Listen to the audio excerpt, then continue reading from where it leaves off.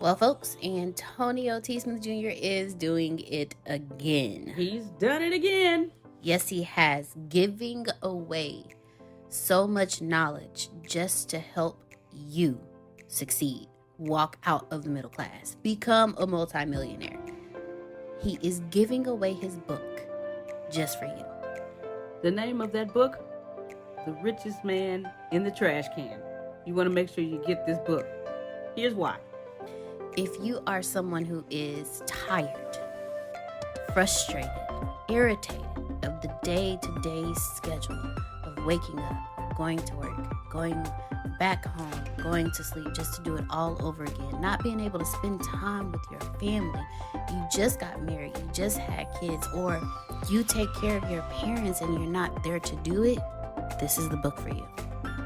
And guess what, ladies and gentlemen? This book is free 99. Yes, you heard me. Free 99. Okay? All yours for free. Yes, free 99. All you have to do is just pay shipping and handling. That's it. $9.95 just to get your free book. This book is a life changer. I'm trying to tell you guys, everything in this book is what Antonio taught myself and Grace that enabled us to retire. Yes, we are retired and we haven't even hit our 40s yet. Woo! I'm just saying. I got a few months to go. Don't worry about it. Shh. Don't nobody need to know that, girl. You don't look it. That's it. Go get it. Go get it and walk yourself out of the middle class into the life you deserve. Walk yourself into abundance. Abundance is freedom, and this book is your journey out. You can plant better. You can dominate. Thank each and every one of you for joining us for the Integrity Leadership class. We have completed our peaks and valleys, and now we have moved on to the magic. So before we get into it, who has been doing their magic, or who has done the magic and knows the power of it and what the magic is all about?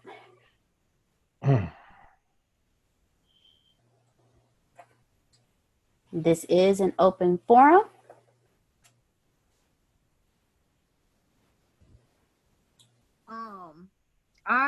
Just from the chapters that I've read and listened to so far, it's about the law of attraction.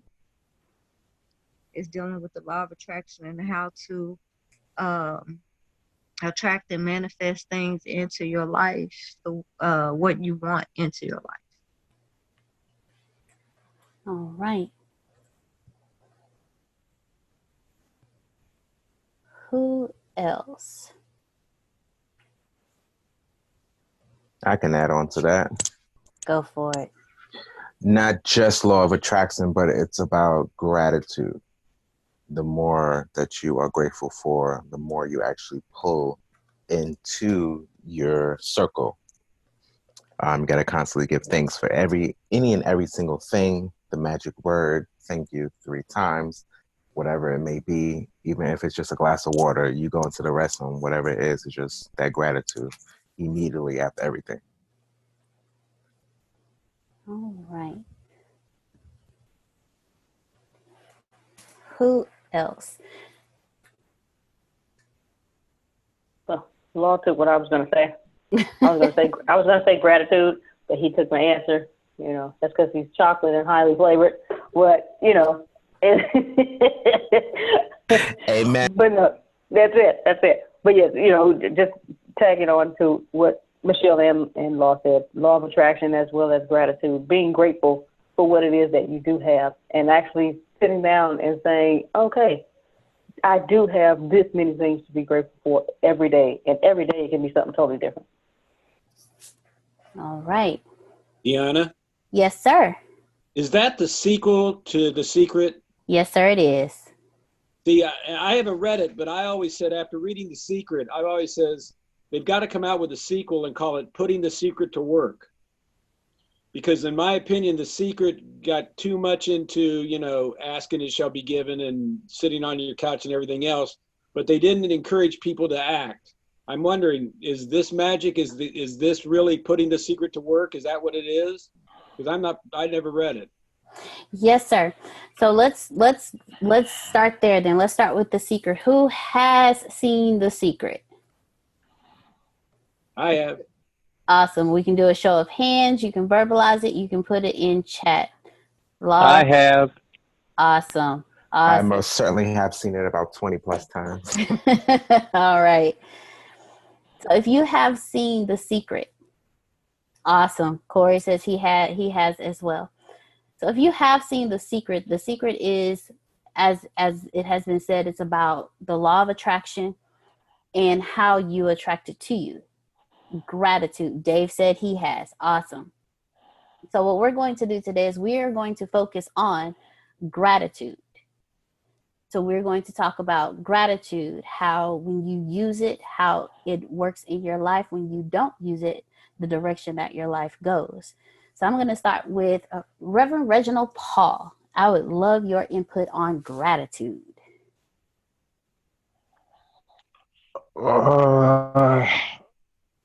It can mean several things, but honestly, gratitude is whatever you give out, that's what you're gonna get. That's just as much as I could put it. There's really no too much extension into gratitude. It's just being thankful for what I mean, even if it's good or bad, it's just being thankful for it. Even when it's bad, being thankful for it. Because no matter what, it happened to you, so you'd have to appreciate it happening to you, even though we don't want it to happen to us. You have to appreciate it that it happened to you, because that's the only way that you could get something from it, learn something from it, however we want to word it. That's basically how I can best describe it for me. So who else wants to speak on gratitude? It's accepting. Okay. Miss Michelle said that it's accepting. Gratitude is accepting. So who else would like to add on to that? Law, I see your mic is unmuted. Oh, Lady Maya. Oh, yeah. Okay. I didn't realize it was unmuted. What I wanted to add on to it is that gratitude is a discipline. It's something that you practice. It isn't something that generally comes natural to everybody. It's something that you have to be conscious of over, whether, as Reggie said, whether it's something that's great or it's something that's not. Even those character building moments, as Les Brown always says, you still have to be thankful for that, because there's always a lesson within those moments. Once you understand that lesson, you move past it, then you then can attract what it is that you want into your life. So gratitude goes on both sides. Okay. All right. Thank you, Law.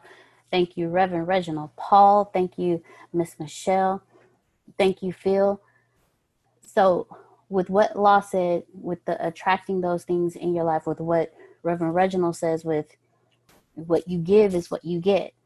So if you give gratitude, you get gratitude. So I would like for each of us to just really dig into gratitude. What, like, when you use gratitude, when you wake up every morning and you show gratitude, how does your day go? When you wake up and you don't show gratitude, how does your day go?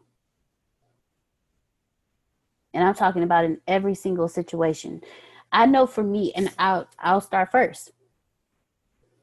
I know for me, when I wake up in the morning and I don't show gratitude for anything, I don't say thank you for even waking up, I don't have the greatest day, because I don't put out that gratitude before you even roll out of bed in the morning. Show gratitude. Just when you open your eyes, universe, God, however you choose to phrase it, I am so thankful. I'm so grateful that I woke up this morning. I'm so grateful. I'm so thankful that I'm able to roll out of bed. I'm so grateful and thankful that I'm able to do this and do that. But when I do show gratitude, when I first wake up in the morning, I realize that my day goes a lot smoother. I'm happier throughout my day. Nothing really phases me throughout the day. Nothing really hits me how it would normally hit me if I'm not full of gratitude. So how does your day go when you start your day with gratitude versus when you do not start your day with gratitude? And I want you to really dig deep and think about it. Every morning you wake up and you show gratitude, how does your day go? How do you respond to things? When you wake up in the morning and you do not show gratitude, how does your day go? So let's go. This is an open forum. Let's go for it, because the magic, if you have seen The Secret, if you have not, we'll definitely put the link to the video in there, so you can be able to watch it and understand, because the magic is putting the secret in action. I'll take the floor first. This is James. How you guys are doing? Hello, James. Thank you so much. So not showing gratitude, I feel like I had a lot of experience in that field, and I had some I'll call it like this. I had some blessings, and I didn't count them. I didn't take care of them. I didn't prepare, but nor was I ready. So I had this mentality of like hatred and anger towards something that was good for me, not knowing it was good for me. And then I ended up getting a lot more of what I didn't want simply by thinking, oh, about the thing that I didn't want versus thinking about the thing that I did want, or the situation to go a certain way. And what I learned from that is only think about what it is that you want.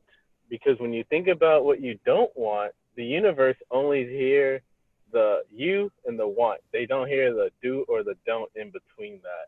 So what you think about is what you get. When you're thinking positive, or how do I say, when you're thinking negative in the beginning of the day, you're going to have a day that rolls out with that same energy wave. When you think positive before the day starts, you're going to have a day that follows through with that same energy wave.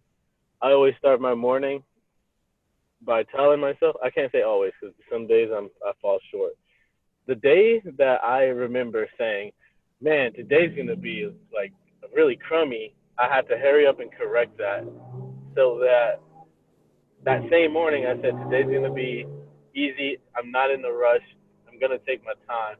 For the rest of the day, I ended up having this, and it felt weird because I know I went through this morning and said those things to myself, yet the day turned out to be the corrected way that I affirmed with myself. Today is not going to be hard. It's going to be a rush. I had a job where I would make tips, and I'd say, I'm going to make $100 in tips today. I had one customer that same day. Today, the day was easy. We were going home early. They added one more customer. I had no tips. That last customer gave me and my partner $100 each. And I just could not stop laughing at the moment and the ideal that I told myself that morning. Today's going to be easy. We're about to get sent home. They added one more customer, still an easy day. And I said, I'll make $100 in tips. And sure enough, I made 100. And actually, I made more than that because we ended up doing something extra for her, and she gave us more than $100 each, and that was pretty awesome. So that was my journey on dealing with being ungrateful and being grateful. That was the lesson that I've learned. Thank you, James, so much for sharing. So when you showed gratitude, you received what you wanted throughout the day, but when you did not show gratitude, you didn't get what you wanted throughout the day. So thank you very much, James, for sharing. Now we have Miss Kiera. The floor is now yours. Hi, everybody. I wanted to share a couple things, and I'm a little bit overwhelmed right now. But every day, I live a life full of gratitude just because I'd be amazed that I'm still alive after all the things I've kind of overcome in my life. So when I jumped on a call, I was a few minutes late, but I heard Reginald speaking on how you got to be grateful regardless of what's going on or what the situation is. So I wanted to speak a little bit to my life's gratitude. I'll be 33 this year, and throughout my lifespan, I have had a history of trauma when it comes particularly to Black males. And not to get all into that, but this particular year has been a very lonely year, but it's been also very satisfying. I've become more mentally, emotionally stable, financially, like everything is good, but that area has been weakened, and it's a very, very tough area that I live in to be trying to deal with men on a certain level. However, the closest person I ever had in my life was my grandmother who raised me, and she had a favorite child. My cousin has been locked up for 30 years. And when my grandmother passed away, I know that that's her favorite person. And I knew how grateful she was for their relationship and to stay in contact with them. So I had said a prayer just about him. I never met him before. I got a random call. He was released from prison after 30 years of something that he was falsely accused of. And they know the person who did it. And the person even was supposed to go on trial to say what this thing was. And they didn't. And just to bring it all back to right now, and I literally just got finished talking to him again. This is my second call with him, but we had an instant connection. So when we speak about gratefulness, like always having that hopefulness and that day to day and going through years and years of turmoil and trial, I know he was going through something too, but we were able to come together and have that level of connection. So I'm very, very grateful for that. The funny part about that is how can you do 30 years in prison and you come out? Everything that I've been learning on ATS, I've been struggling to actually manifest it because it's just like when you're single, when you're out here by yourself and you're working and you're providing and taking care of your community, it becomes a lot. And you need that male side to it. Everything I've been doing on ATS, this man has came out and he knows way more than I know. And wants to do it, even as far as like real estate, public speaking. Some of the things he's been saying to me on these calls have been very, very encouraging.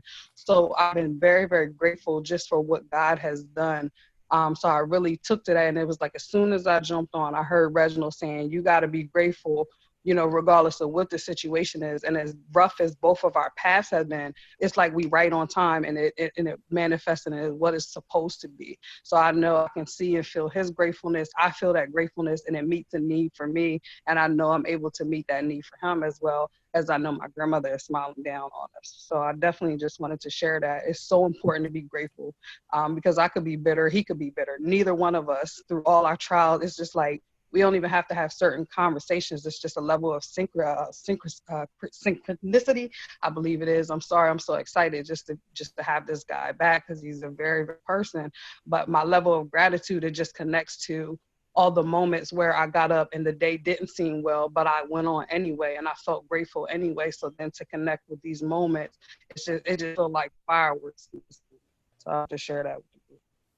No, thank you. Thank you so very much for sharing that with us because you gave an amazing example of continuous gratitude regardless of your situation, in the good and in the bad. Because without that gratitude, you never know how a situation is going to go. You miss out on things. You miss out on things. You miss out on people, relationships, everything. When you do not show gratitude, you miss out on it. And since you brought up Reginald, if you would like to respond to Miss Kiara, the floor is yours. Yeah, I mean, in response to it, I would just add that me personally, the hard way. I find going the hard way is a better way for me. And I think for some people, just for the simple fact that you appreciate it more when you get through it. When you get through it, it'll make you more prepared for what you're getting ready to face. And you had to take that route. You had to take that route. You didn't get you might have made yourself go that way, but if you really look at it, that's the way that was intended for you since the day you was born. And the way I would take it is I look at it as when somebody else don't show you gratitude, how would you react? And that's what That's what I really want to. That's because I mean, come on now, everybody. We gratitude. We all know how to give it. That's on a good day. We talking. Come on, man. Everybody know how to give it. Isn't on a good day. Everybody know all about waking up in the morning, giving thanks. Everybody do it. But how about when gratitude is not being returned to you? I want to hear that. I want to hear how we react to gratitude not being shown to us when we think we owe gratitude, because we're not owed gratitude. We are not owed gratitude. You're not owed nothing. How would you respond? How would you? That's what makes you thankful. That's what'll make you thankful. If you react the way that you should react towards somebody who was not showing you gratitude. And I know it's a lot of situations where a lot of us on the phone to where we know we can just go back to a time. Maybe it was 30 seconds ago. Maybe it was a minute ago. Maybe it was an hour ago. Maybe it was right now. Maybe somebody didn't give us the gratitude that we was looking for, because some of us live off that. You get what I'm saying? Some of us live off that gratitude. And what happens when that lifeline is taken away? Mm. That's that pressure right there. That's that pressure. My favorite rapper says pressure. I like to apply that pressure, because that's what's going to help us get us through that fog, is when you get through that pressure. It's all good. Hey, we can talk about being all good and grateful. We can go all day long. That's happy. But when it ain't so grateful, like when they make us stay inside, are we grateful for that? Some people waiting on something that they need so their family can get fed. Are you grateful when it didn't come to you?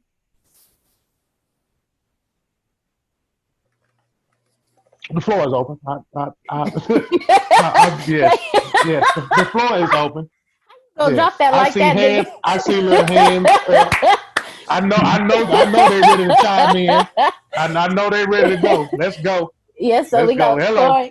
Corey, we're going to let you go first so you can say what you had to say before and comment on what Reginald just said. And then after Corey, Miss Michelle G. After Michelle, Law. Let's roll. Corey, the floor is yours. And then after Law, we got Grace. Wow. A lot to say about that. What I will say, what I was going to say is that what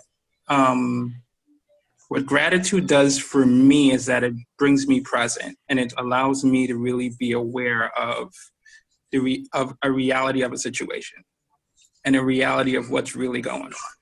And one of my biggest examples of that was when I started with the final expense, and I had to go door knocking with people. And I remember that first week, all I had was gratitude, and I had no thing. And it was literally just like door knocking and providing some type of value, whether it just be having a conversation with someone. And before, it was just like, instead of being so focused on, oh my God, I didn't get that sale, or oh my gosh, this person didn't let me in, it was more like, wow, I actually had a conversation with them.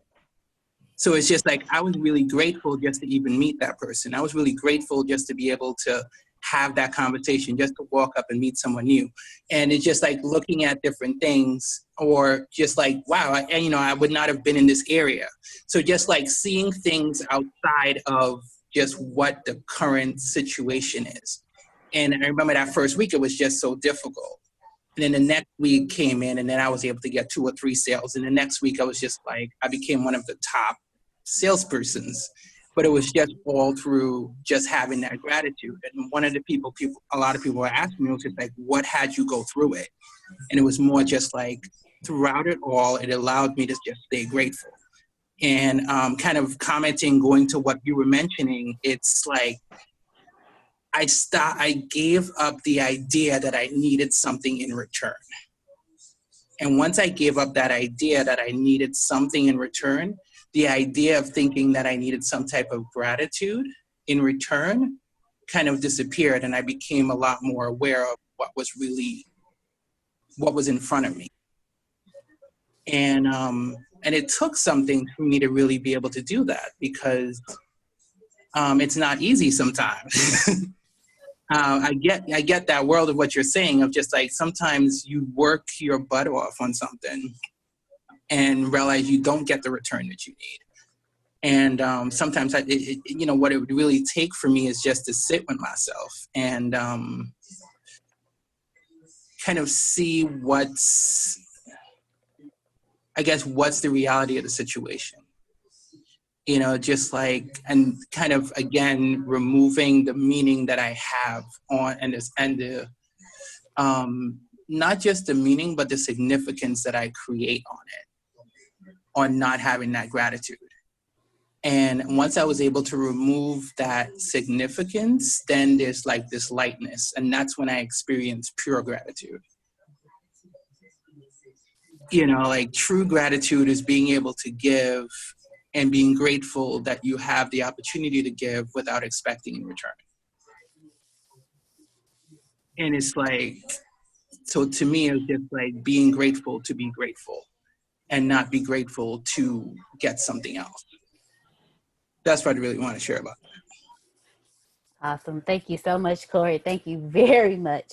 And thank you for sharing both, because you also showed that even though that first week was hard for you, because you showed gratitude, the next week got easier for you.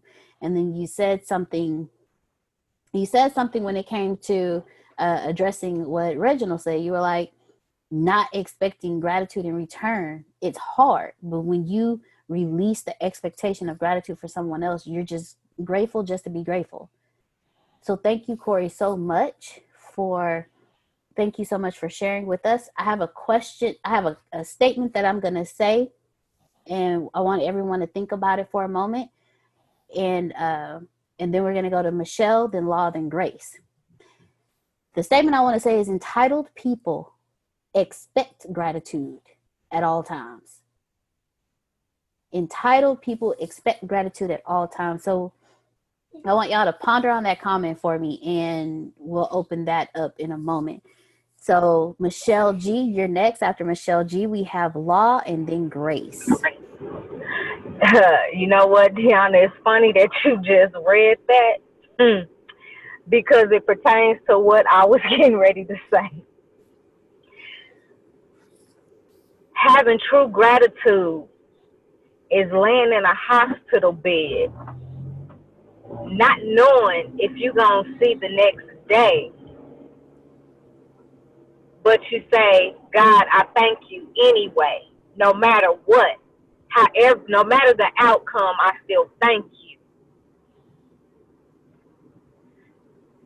Those people who they may think they're getting diagnosed with cancer, they're not sure, or they are diagnosed with cancer. But they say, God, I thank you despite what I'm going through. That entitlement, those who are feel entitled to gratitude, is because they're not doing it truly from their heart. And they're not doing it because they feel that that's what God told them to do. Because when you do it from your heart and you do it because you feel that that's what God told you to do, that is true gratitude. No matter what. Not knowing how your bills are going to get paid for 2 years. 2 years. But they get paid anyway. And you go with nothing getting shut off or anything. That, being thankful and grateful for that is true gratitude. So that statement that you made, and people being entitled, there you go, right there. All right, thank you so much, Miss Michelle G, for sharing. And entitled people expect gratitude, like, because I feel entitled to this and I feel entitled to that. I expect you to be grateful. I expect you to be grateful for me just even opening a door for you, because it's an honor. And I'm saying this from personal experience. I was one of those entitled people. If I do something nice for you, I expect you to give me gratitude. And if you don't show me gratitude, like Reginald was saying, what about the people who you expect to show you gratitude and they don't? Entitled people are the worst because they don't deserve the gratitude. They don't deserve somebody saying thank you.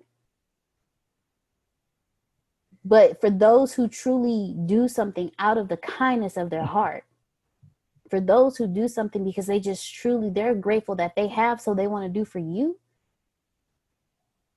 they don't expect gratitude in return. They're just grateful that they were even able to do. So thank you, Miss Michelle G, for sharing with us this evening. We are I want grateful. to. Go ahead. Go ahead. Go Yeah, ahead. no, I was just thinking about it. I was just thinking about it. Uh, how about this one? How about this one, lovely people on the call? How about I'm grateful when I'm ungrateful Mm, because after my conscience and my universe beat me clean upside my head after I knew, because at the time I'm just gonna be me. Yeah, come on now. Hey. The time we're gonna be us. You know what I'm saying? Let's keep it real. Let's keep it 100. We're gonna be us. We're gonna do us, and we're gonna do what we've been doing, what we've been taught, and that's just point blank. Now, the guilt you're gonna feel after that. If you don't have no guilt, then I would like to meet you so we can sit down and we can have our own Zoom chat and we can talk about that. But for the ones who do have that guilt, where you be like, you know what, you got to go apologize and say you sorry because you knew that you was, you was not, you wasn't grateful at all. But I'm grateful for being ungrateful, so it can teach me to make sure that I am grateful to that. And the story of the 2 years of not knowing, being on the hospital bed. That's the thing. See, the action we take in that, the action that we take in that, because pretty sure we all been in the situation, but the action that we take in that, the action will pay us. However we act in that situation, that's what will pay us in the long run. That's why we at the point where we at in the bed, don't know how this gonna get paid, robbing Peter pay Paul. I mean, that at that point right there, that's that action that we take right then and there. That's what we're gonna get paid for. That's what I was just laughing when you was talking. I just wanted to say I'm grateful when I wasn't ungrateful. all right. Thank you, Reverend Reginald Paul. I got it. Reverend Reginald Paul. Thank you so much. Thank you so much for sharing. So now we're going to go to Law. Law, the floor is yours to address everything that has been said and to speak what you raised your hand to speak about on earlier. Now that sure is a lot to address. I'm just gonna pretend like I received all that. Yeah. But what was Like your on parents say, my eat mind? it. Eat it. What was on my mind as I was hearing everyone speaking is it reminded me of when my mother first regained custody back of all of her children. Well, the 5 of us that were growing up before scared, there's 8 of us in total. When she regained the custody of 5 of us, she would often tell me, thank you. And I would reply to her, I didn't do it for a thank you. And it's not till now that I'm actually having this conversation that I kind of understand more so why I said that. I would say that often. And sometimes I would get really, really angry when she was like, why you gotta always tell me thank you? And what I mean by that is like, if there's something that needs to be done around the house, I would automatically do it. I wouldn't expect someone to go ahead and tell me, no, you gotta do this, you gotta do this. It would just get done because I knew it was something had to get done. It didn't make no sense for someone else to just linger it and someone else pick it up. So I would always do it. But yet my mother would still continuously tell me and say thank you and say thank you. And she's never asked me why I always said I didn't do it for a thank you. She would just always say that I know you didn't do it for a thank you, but I'm gonna thank you anyway. And I've kind of always had that attitude about everything in life, regardless to the hands that I've been dealt with over the course of my young life. I've always went above and beyond to do anything and didn't expect anything in return because nothing was ever given to me. So I had no need to expect for anything to be returned to me. Same goes for my father, who had recently passed away. he had abandoned me on several occasions, even once when I was in the hospital and I wasn't doing too tough, and he showed his tail. But yet, I was still there for him in the last 3 years that he was fighting for his life. I'm talking about feeding him, bathing him, the whole nine, like everything for him. And even him, he couldn't understand why this individual was still there by his side. Again, when you do something from your heart, you do it from your heart. There's no thinking about it. There's no, you're looking for something in return. It's just that you're doing it from your heart. And that's how I've always looked at life, no matter what, since I was small. So I've always did everything, you know. And I guess that's just all that's weighing on my heart. Thank you definitely for sharing with us this evening, because you also spoke more on what Michelle was saying and also what Reginald was saying in regards to still showing gratitude regardless of the situation.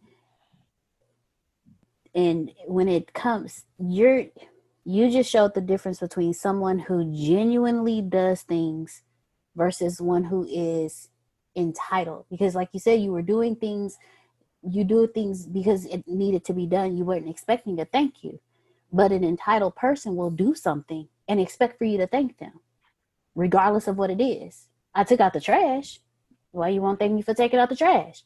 I washed the dishes. Why you won't thank me for doing that? Whereas those who genuinely do things from their heart, those who genuinely always show gratitude, you don't have to do that. They don't expect gratitude in return.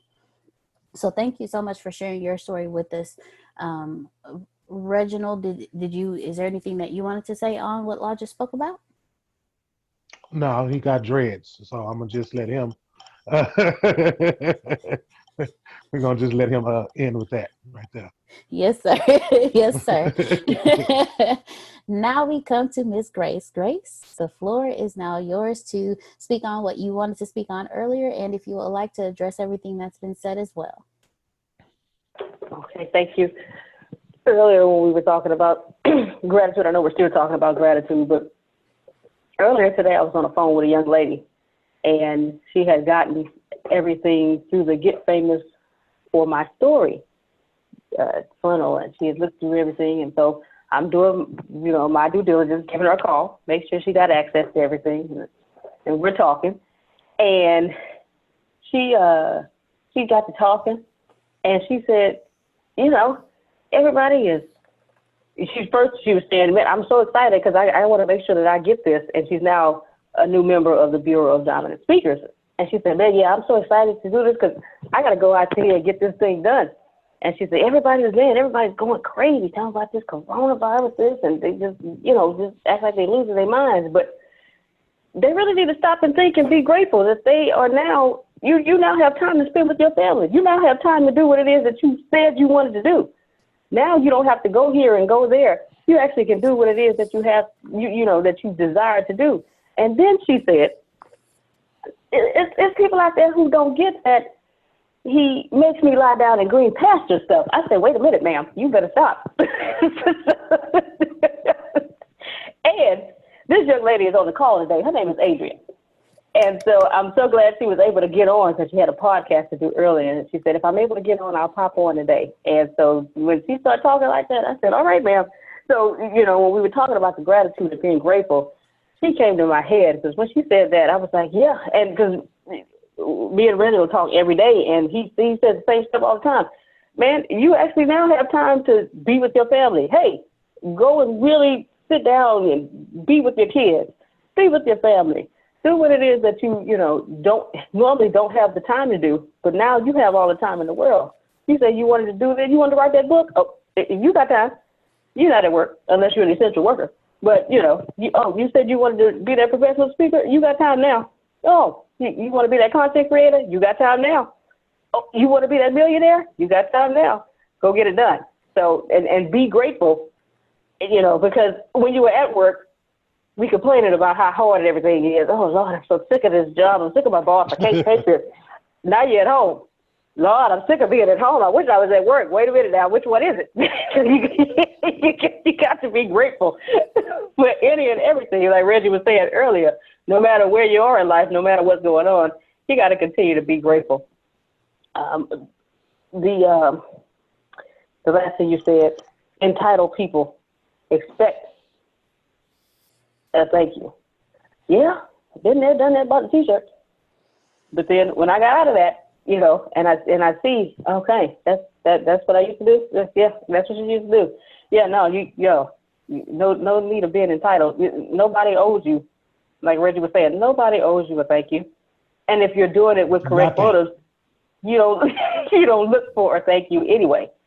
You do it out of the kindness of your heart, and you do it. You know, Reggie was with me one day, and we ride down the street, and I saw this lady I knew, and she was standing there. And I said, Reggie, I'm sorry. I know we trying to get somewhere, but I got to go back. I got to go back and see if she need a ride. He's like, do your thing. This is your car. So I went, went back, and she said, no, I'm good. I got a ride. They're coming, but thank you anyway. And so, yeah, I wouldn't, if I picked her up, I wouldn't expect her when she get out the car to say, thank you for the ride. No, I didn't do that for that. I saw that because something in me says, hey, go see if she needs to be picked up and taken somewhere. So. And you rubbed off on me. You rubbed off on me. So now when we're riding, we see anybody. Come on, get in the car. Yes, that is what he does. Hey, where you going? Grace Okay, turns cool, around, make a U-turn. Come on, get in. Let's go. Thank you, sis. You taught me gratitude. Thank y'all for letting me share. Oh, man. Oh.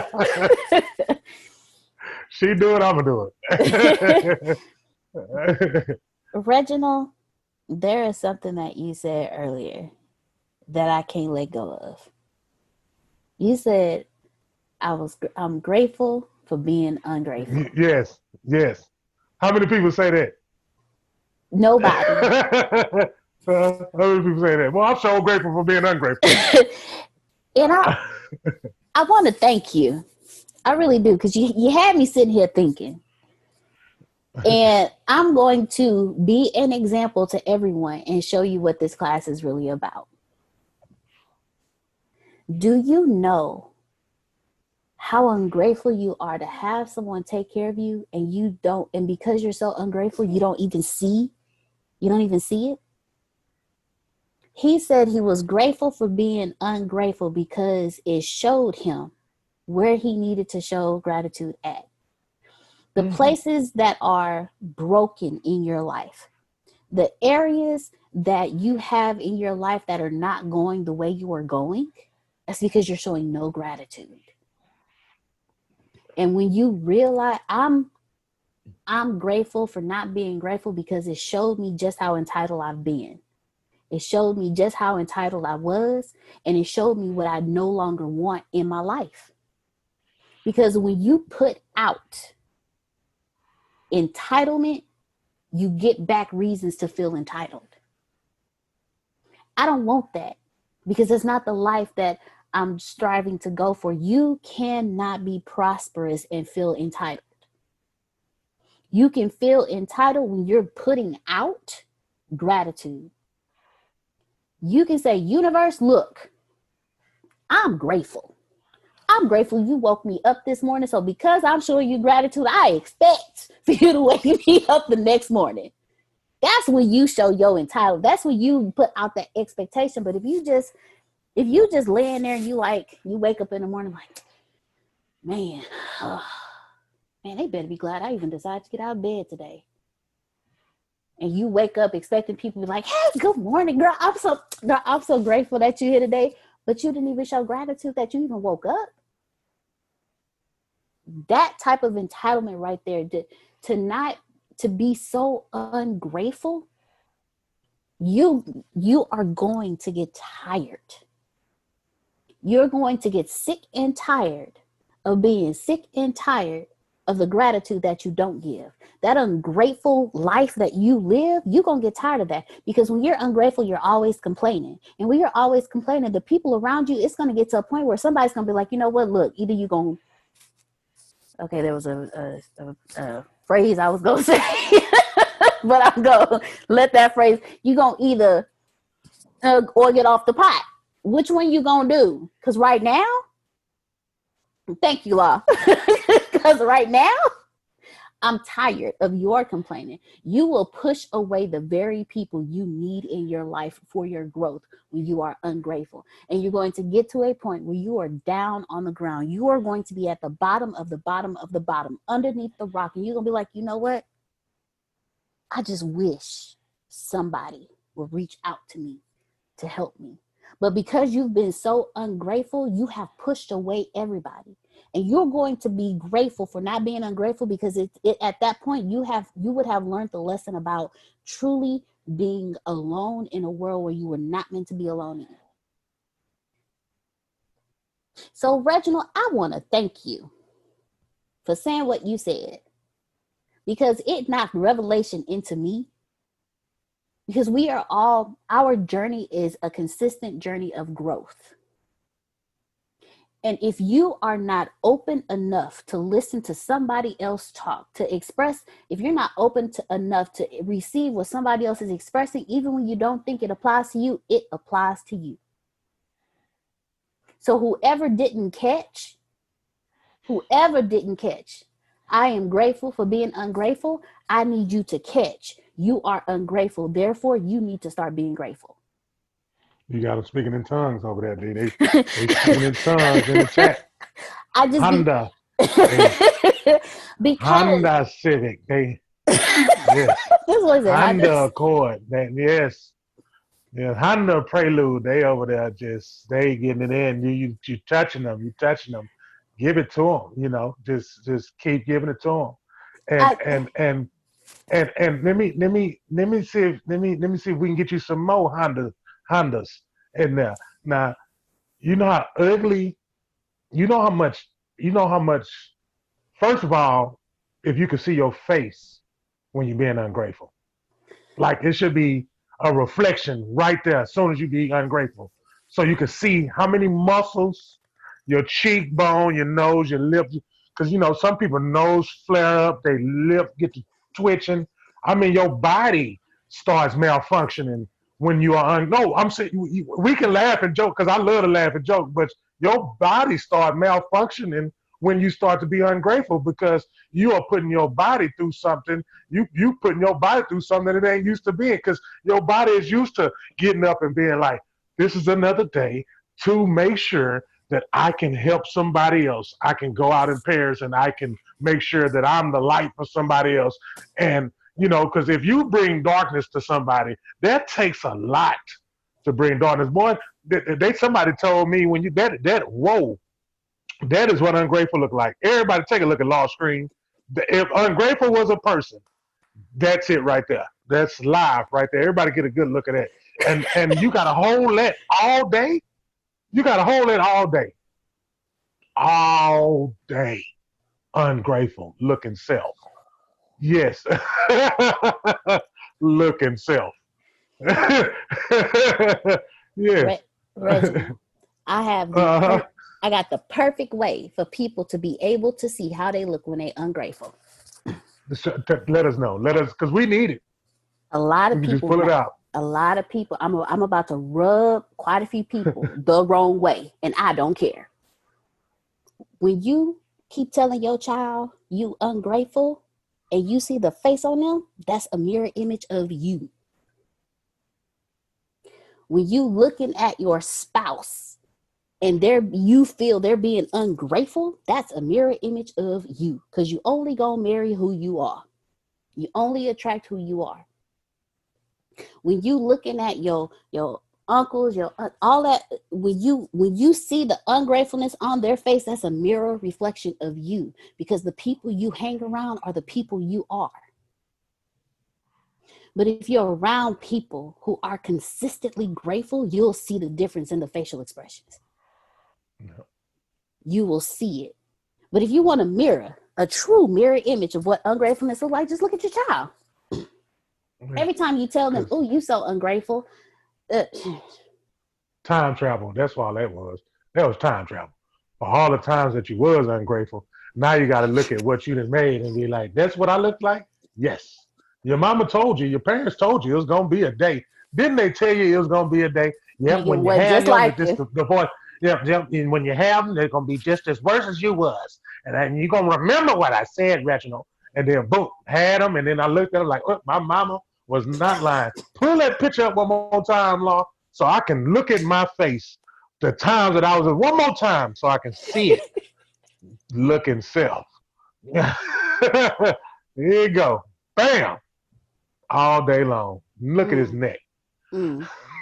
Look at his neck. He ain't even got a neck. He And ain't got a neck. you see how his jaw's just all just, you fall apart. Look at his mouth. His mouth is ungrateful. It's in an ungrateful position. Your mouth is supposed to be straight. His mouth, that's man. Oh man. Oh my goodness. This is what grateful. This is what gratitude looks like. You see how you smiling and that's good at exercise. You ever when you smile, that's exercise, man. You know when you look. Have you met a person that was just frowned up all day and you did your best to make them, you know what I'm saying, smile, and then you could just see it coming out of them. It's trying to come, but that picture just keep coming up because they just keep letting it manifest in them, and they want to have that neck, and they just don't want to. That's why I'm glad I am who I am, and I hope that I get to go around and bring that joy to people so that they can just be grateful that it is somebody out there that Lord, Miss Dixon. What she say, sis? What she told me? Get him, Grace. That's what Get she said. Get him. Yes, get him. Yes. But man, it's just, again, it takes a lot of energy, man. Hey, Yes. I told my sis this. I say, man, we only get a certain amount of breath. Mm. Think about this. You get a certain amount of breath. You don't know when it's going to be taken away from you. And I will do my best to make sure when that last breath do come, I do not look like that image that was showed today. Mm. Mm. Honda City. Yes. I want to ask everyone a question because this applies, and I'm going to tie in our previous book, Peaks and Valleys, to this. How many of you have associated your peaks and your valleys with your gratitude?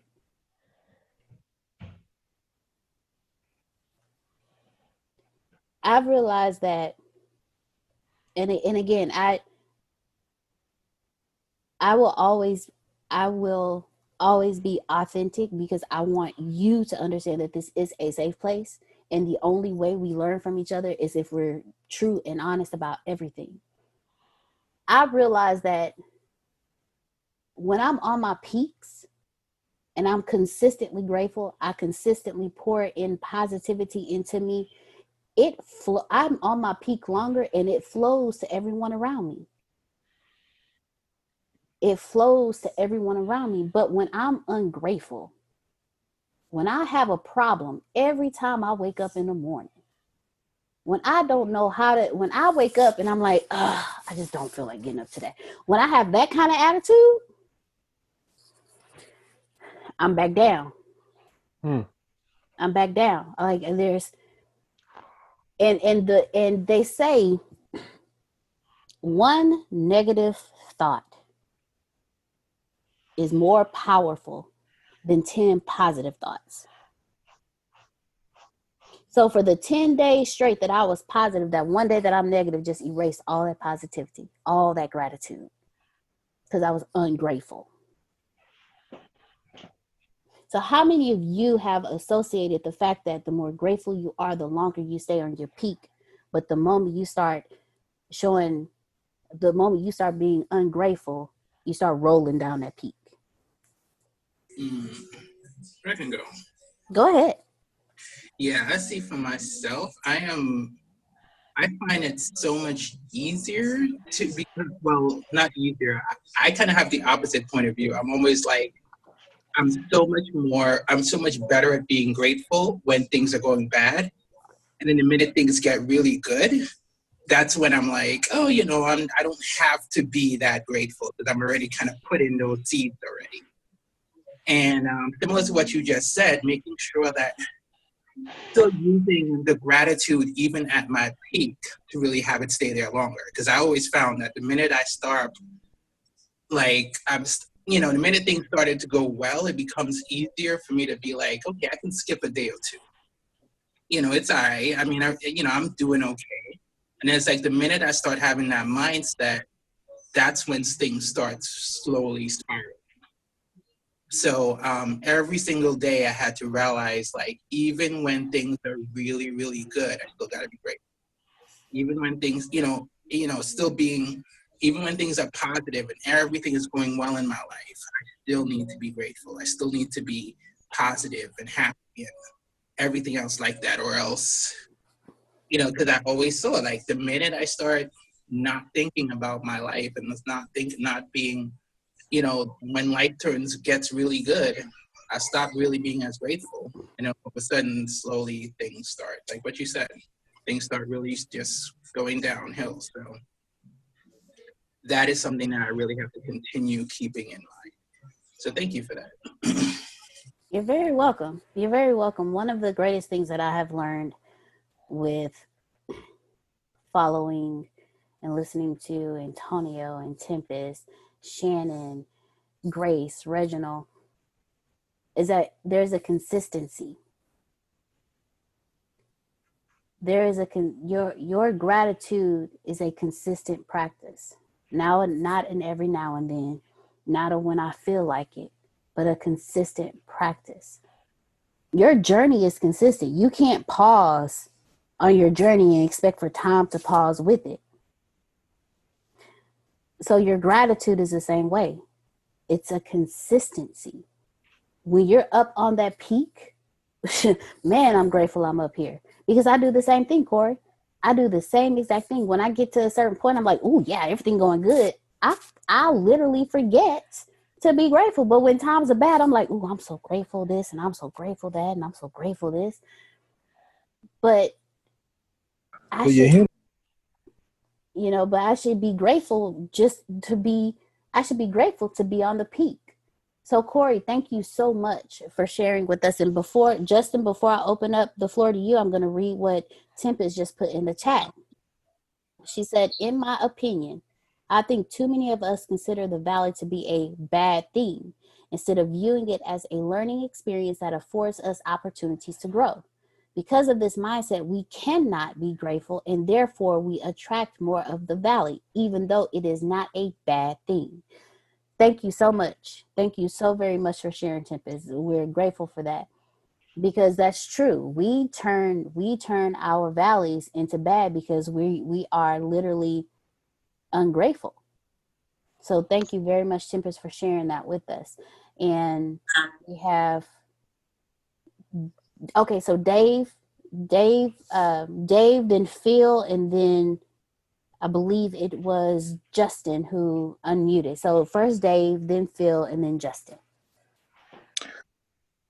I guess my biggest thing is, I don't want to sound arrogant, but I'm always grateful because I had no other choice. My upbringing made me so grateful for everything. So I can honestly say I've never been to a point where I've been ungrateful about anything, because, man, my journey has been, like what Reggie was talking about, has been so challenging. You know what I'm saying? And even at this moment, I just look back, even coming, even joining the ATS was like, I was so grateful that Antonio gave me the opportunity to join, and how it happened and transpired, and just like, man, like that was like an eye opener, you know what I'm saying, of what I've given and been able to receive, you know what I'm saying, what I've been giving out. Thank you. Thank you so much, Dave. Thank you very much for sharing with us and always being grateful. Please don't ever feel you're being arrogant because you're always grateful. That just means your gratitude is consistent. So please, and thank you so much for sharing with us.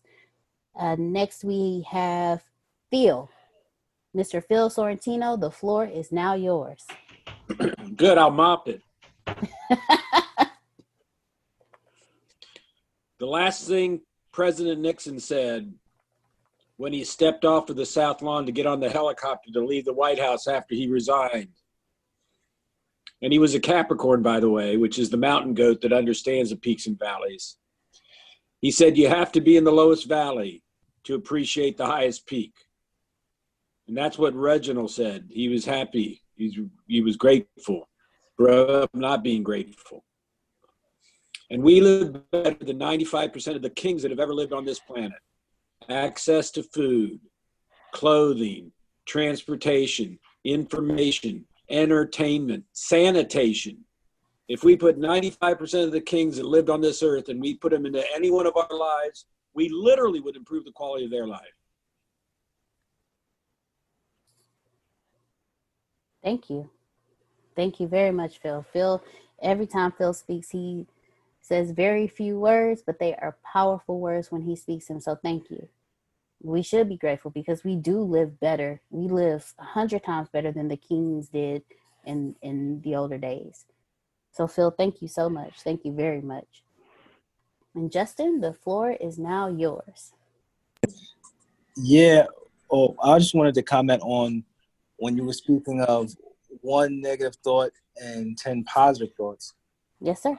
We can go back to Phil's comment on Nixon and Kings. You know, like you have the dollar, the US dollar and the gold. Once the dollar in 71 was taken off the gold standard, the Fed was allowed to print more money than what the money is actually worth. So the dollar became weak. It means nothing because it's not tied to gold.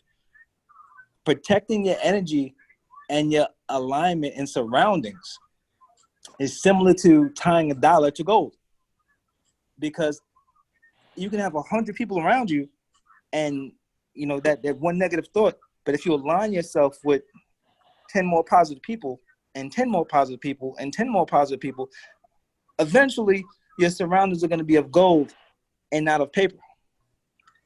So your energy that you have to protect at all times, you won't have to protect it as much because your surroundings will be of encouragement and of nutrients rather than of defense. Because every time you're on defense, it takes from your body, like Reginald was saying. It's like your immune system. It takes a lot of defense to constantly be on guard and worry about what you're saying and worry about and walking on eggshells. That drains your energy, leads into negative thoughts, leads into saying, can I really start this business? Can this business really get me where I need to go? Sometimes you got to play the cards that you dealt, but if the cards that you dealt, if you can change them out for better ones, change them out and look back, and you'll never look back. So when you get up in the morning and say, I don't want to do this, you don't got the right people calling you in the morning and telling you to do this. Mm-hmm. If you're getting up at 6, somebody should be getting up at 5 and telling you, let's go jogging. Right? If you get up at 5, they say, okay, let's go meditate at 5:30 and let's get to the gym at 7. Let's eat and let's go start. Like, you need that. Because eventually, like bathing, it has to be done daily. Motivation is a daily process. So your environment and the people that's in you're allowed to enter your subconscious will eventually overflow your subconscious. And as far as kings, you know, I relate to MUTAP and Massa Musa before I relate to any other kings. I think they had it better than anybody could ever have it. But now we have gratitude for what we do have in the information age. But gratitude is definitely on any platform, peak, valley, mid-level. It has to be aligned with everything that you do, especially in a time like this where people are dying, this unseen death. People are dying at the hundreds of rates every day. Here in New York, they don't have room for the deaths. They're just throwing them in a hole and burning them up. You don't know if your family members are dead or alive or everything else. So not only are people being gratitude to live and start businesses and do different things, they're in gratitude to be sane. Because eventually putting it off and looking at the media and eventually, it's going to catch up to your subconscious of everything that's going on around you. So that's what I wanted to add to that. Keep good energy, good people around you, and gratitude will naturally rub off on you. Thank you. Thank you very much, Justin, for sharing with us. And you are right. When you when you are around people who put off that negative, that positive energy, that gratitude, you will start being that way. I was the most ungrateful person that I knew. And then I got around Tempest and Grace and Antonio. It started with this very leadership class. And the more I read, the more I was like, ooh. Like, I was like, ooh, okay, wait a minute. But the first thing you want to do is say, that's not me. So what I want everyone to do when it comes to being grateful, when it comes to gratitude, when it comes to being true to who you really are, because we lie to ourselves on a daily basis. One of the greatest things Antonio taught me was watch your favorite movie. Are you the hero of the movie or are you the villain of the movie? And that'll let you know where you think you stand. If every single person always thinks they're the hero, you're the villain. And again, I'm only speaking from personal experience. My favorite movie that I was watching at the time, I can't remember the name of it right now. Look at that. It was the movie. See, with you. The villain. It was the movie. I have the study guide too because my mom gave it to me. But it was a Christian movie.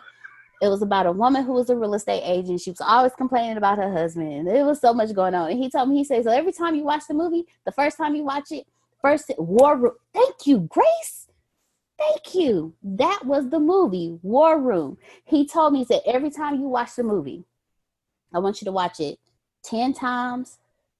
I want you to, yes, Law. I want you to watch it 10 times as the first person I want you to watch it as is as the husband. I want you to put yourself as him. The first 10 times I watched that movie, it tore me up. Because I was like, man, I do that. Ooh, I do that too.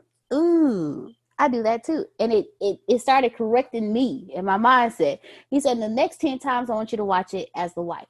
And the next 10 times I want you to watch it as the old woman. So watching it as a husband, I realized how much I nagged. I realized how ungrateful I was about things. When I watched it as the wife, I realized how much I complained. I realized, if you, biker boys, okay.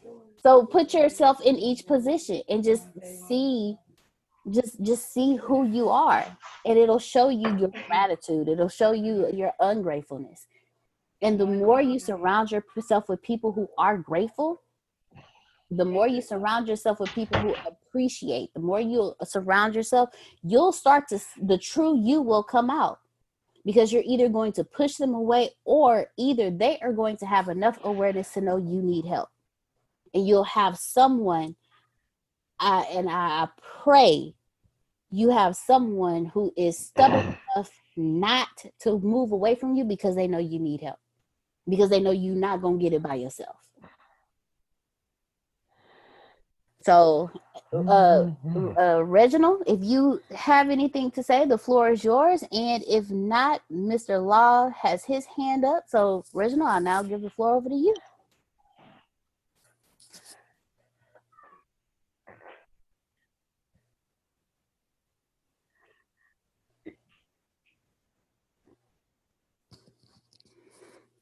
Reverend Reginald? All right.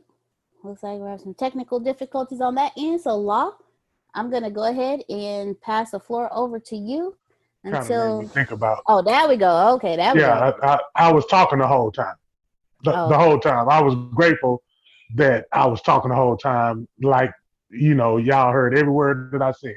But I can rewind back to what I said. I'm so grateful for my internet. Yes, that it does that. So I can learn what I said and make sure I can remember it.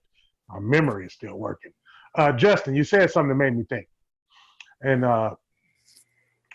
we was talking about people being ungrateful. We around people that's been ungrateful. Let's take it a little further. How about we just don't even worry about people and just talk about our atmosphere? Is your atmosphere ungrateful?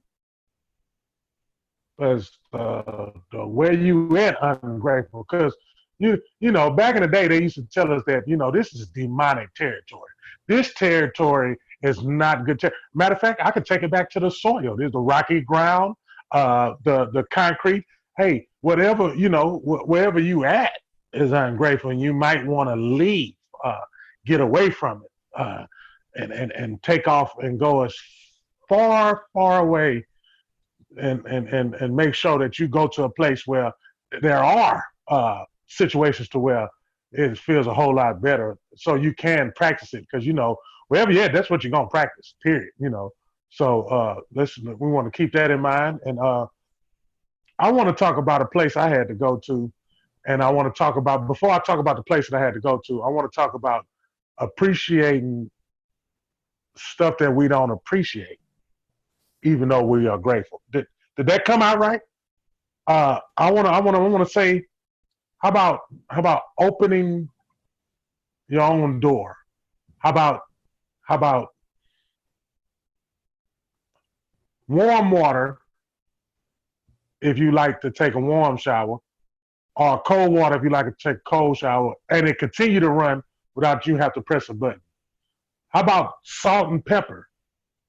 How about not adding water to everything? I'm talking about your meal wise, not adding water to everything and being told that water is a part of the serving. How about being told that you have to put this on and this is what you got to wear all the time? And the one that really stuck with me the most, and it helps me to make sure I stay where I'm at right now in this grateful spot that I'm in. How about having 2 pair of Changla slippers that's actually the same size? How about having a size 15 slipper, both of them? Because I had a size 15 and a size 7, and they was 2 different slippers. Yes, that's what they did to me. So what I'm saying is, even in that place, the moment, this is what we're going to catch, the moment I appreciated where I was at, my whole entire atmosphere got better. And then the moment that I did that, somebody that was in there said, come here, I have a pair of slippers that is your size, that's the same slipper. I mean, the moment that I appreciated where I was at, because I could have been somewhere that was worse than where I was at. I mean, it was a person there the whole time you was there telling you what you can, what you can't do. How about this? Somebody, would you appreciate, would you have gratitude if somebody come into your house, somebody come into your room and tear everything up looking for a chip bag? Yes, a chip bag. You can't have a chip bag. I mean, stuff like that. Would you appreciate somebody coming? Would you be grateful for that? So, Reverend, Yes. you, from what I'm interpreting from it, you're taking immediate gratification, which is justified, for the overall scope of what is right to be grateful for. That's, in other words, somebody doing something to you, but they didn't harm you complete, so where you can't come back. So you're thanking them, you're grateful for having the 2 slippers, but you're not grateful for the environment or the misguided police or the slave trading police or the circumstances that put you in there where you weren't supposed to get there to begin with. But you're so happy to be alive and to get out, or just to be on the outskirt, that you in gratitude to the fact that, yes, master, I'm happy. No disrespect intended. I'm happy for you, not, for you giving me food, but I'm not happy for the fact that I can't go kick down the door and plant my own food and have my own building and have my own police and have my own evidence. I can't root up from the ground. I can't be the king that I was intended to be. I'm over here in man and boy phase, gratitude, which is always necessary, but you're still in gratitude like you have a father or father figure or a mother that you grab. Thank you for feeding me. Thank you for sheltering. Thanks for not beating me. Instead of, let me go over here and plant my own over here, and I'm the king. She's my queen. These are my princes. And I thank you for doing business with me, not me having to do business up under you. So the gratefulness for life and the gratefulness for extreme circumstances, which what I'm interpreting would be probably prison, the situation you were talking about. But within that, there's a reason why you went to prison. The design system is why you went to prison. Most of it is designed for us to go to prison. So you fell for a design business plan that was successful. So, and was grateful for doing it. But exactly. But in that grateful for doing it doesn't make it right. What that leads to is, and no disrespect intent, that leads to indentured servantness. In other words, you're indentured to servant to be gratitude to be in a weaker position where you were meant to be in a stronger position. So you take that weaker position, you gain strength, and you break the barrier, and you go out and you be a king because that's what you were born on this earth to be. Correct.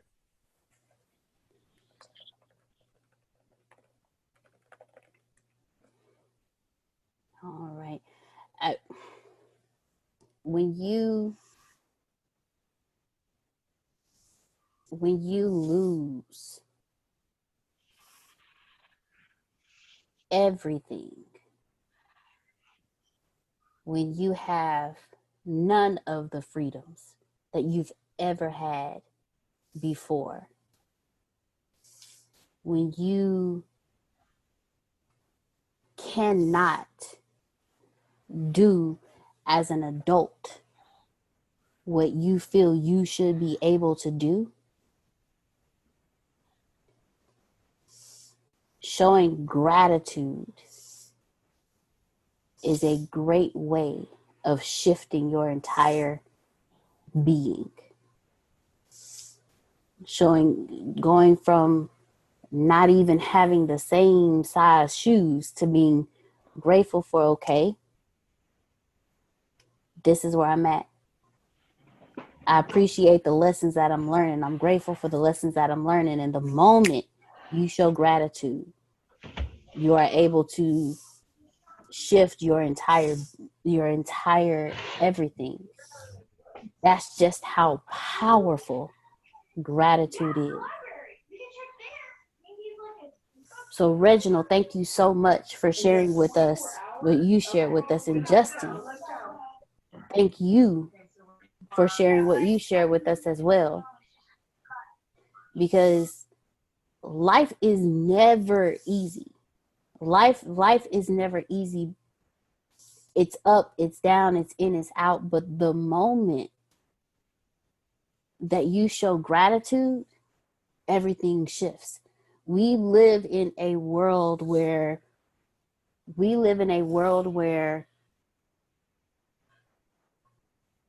systems were put in place for certain things. Systems were put in place to remove or to give. But the moment we show gratitude for whatever is going on, showing gratitude at your lowest point will shift your entire life. So thank you, Reginald, so much for sharing with us. Justin, thank you so much for sharing with us. Thank you both so much for sharing with us.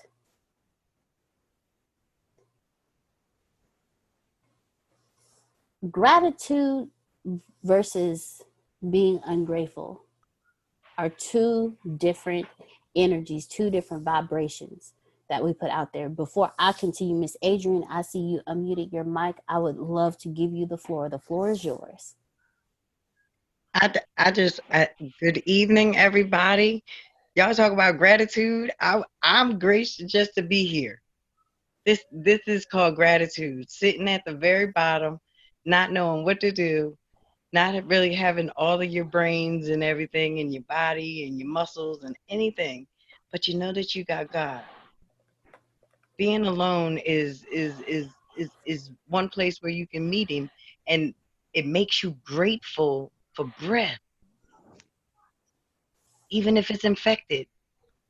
you know, it just makes you happy to. No, I'm serious, because I've never been in jail, but I have been locked up.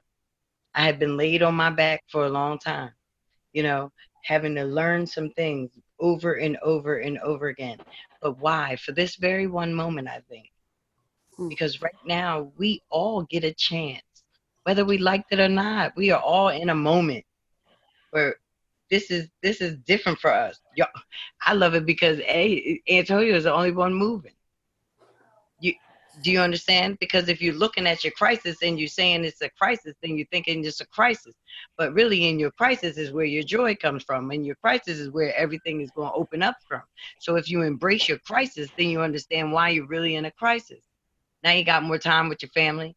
The person that you didn't really like on the block that you never really talked to, maybe we're waiting on you to go talk to your neighbor. You know what I mean? And if everybody can take it, what y'all just said, everything was great. I'm just grateful, like I said, to be a part of a new crew of people, my new friends. I don't know if y'all all down in Texas, but my new friends, that's how I call it. Like you said, like Justin just said, you have to be in a like-minded place with people. Like every single one of you that has spoken something into me just right now. And I'm thankful. And that is the form of gratitude, to the point where when it's bubbling, and any and everybody that you come in contact with, it's like when you leave them, they know you have been somewhere, and they know they were in the presence of somebody, you know, that kind of stuff. And then you say, and you look and you say, it's not you, you know, but it's the one that gives us the breath. That's grateful. That's gratitude. I'm so glad to just be a part of it. I'm gonna get my thing all charged up and stuff so I can get my video. But y'all look great. I love it. I love it. I love it. Trust me, this is my first day. I did it today. I signed up today, and Antonio sent me the stupid letter. So that's how I feel. That's how he feel. And I say, well, bless God, because I needed somebody to tell me something, to say something to me, because Jesus, we got to do something. And I just bless God that in this bad moment for everybody else, God is opening doors. And I just wanted to say that. And that is gratitude. And I thank each and every one of you. And I can't wait to meet each and every one of you. Seriously. Thank you. Thank you. She wrote the book. She wrote the book that we talking about now. That is not the author. She's the author of that book. And we are really glad that you are here, because you really, seriously, that's what I like being around. That's exactly what I like being around. Stuff like that to make you run out your house and scream for no apparent reason. Thank you. You know, that's the type of energy I need to be around. I don't be around. I can't be around that stagnant, stale, old Frito that been in that bag that just was neglected, because don't nobody like regular Fritos anyway, and there's chili and cheese on it. But I'm just saying, that energy that you got right there, that is, oh man, if I wasn't in this room, I would shout right now. They'll put me clean up out of here. And I appreciate you joining. I bless God for the life I was diagnosed with multiple sclerosis 10 years ago. And when I tell you, it was life-changing, altering. But God is good, and energy is all that I have, because I have none for myself. But if you can feel it, I can feel it. And that is called gratitude. Like you said, when you do it, when you're ungrateful, I'd be mad to see people walking around and having fun and dancing and stuff. You know what I mean? Cutting up like we used to cut up. I can't even cut up. It just bothers me. But at the end of the day, I'm glad that I get to see it. You know, I'm glad to watch the kids be able to run around and stuff. But one thing that I did hear y'all say, I am a person that if I walk into the room and you got your thing with you, I want your thing. Even to the point where I ask the person, can you take it off for like 20 minutes? Just be cool with me for 20 minutes. And then when I leave, you choose to pick it up again. Because in my world, we just don't do it that way. You know, because we have the authority to take over what it is that we're supposed to really be doing. So you could I'm sorry, sweetie, not right now. You're going to smile with me. How about that? It usually works because God is always, that I'm grateful, man. I'm trying to tell you, hey, we can do it though. And I know y'all is the group that we're going to do it with. I'm so We're going to happy. kick it. I'm so happy. I can't wait. Can't wait. Sis, you got to take me up there. We need to ride. I can't wait. I told y'all. She said she's moving to Texas. Okay, Come come on on. down. Come on down. Down here. Yes, ma'am. Yes, ma'am. Miss Get you some of this salt water. Don't play with me, y'all. I'm trying to tell you. I'm in Philly. I'm looking at it. They talking about what they doing, what they not doing. If we got the virus and everything, they done met the man in New Jersey say something about his state was the best. I told him, now y'all is silly because the only thing New Jersey can do is buy New Jerseys. Philadelphia is in the Bible. Stand up, tell somebody, say something. So when I say it, I'm gonna have to come somewhere. Yeah. So yeah, I'm on my way. All right. Well, we ready for you, Miss Adrienne. We looking forward to seeing you. And I wanted to let you know that Antonio is listening. Antonio is listening, and he said that he's quoted you. He said, being alone is where you meet God. All day. That's why I tell him that is why I know so much. And guess what? And when you know it for yourself, it is a very bad place for the world to be in, because now I know exactly what it is I've been called to do. And I know him. I done read what are you talking about? None of it. But Antonio with that, he called me stupid today, y'all. He called me stupid today. He called me stupid. I said, I can't wait to meet my new coach. My new coach came right at my neck. And if you know anything about me, you're supposed to come right at my neck. So, Coach, I can't wait to meet you. I can't wait. He said he listening. He said you better talk. I was in my class though. Thank God for myself. Look, thank God for myself for my classes, because I thought I might have died at first, but then I said, you know what? I'm in class. I'm strong. I don't have low self-esteem anymore. Let me keep moving. But y'all, I love y'all. Y'all go ahead and enjoy your rest of your thing. Yes, I can't wait to meet you. Thank you so much. We're definitely looking forward to meeting you too. And like you were saying that Antonio is moving, he said he's moving at 10,000%. He's alive, and he does not vibrate at the frequency of this crisis. That brings me to something. When you are consistently grateful and showing gratitude, the vibration that you put out there is not of your situation.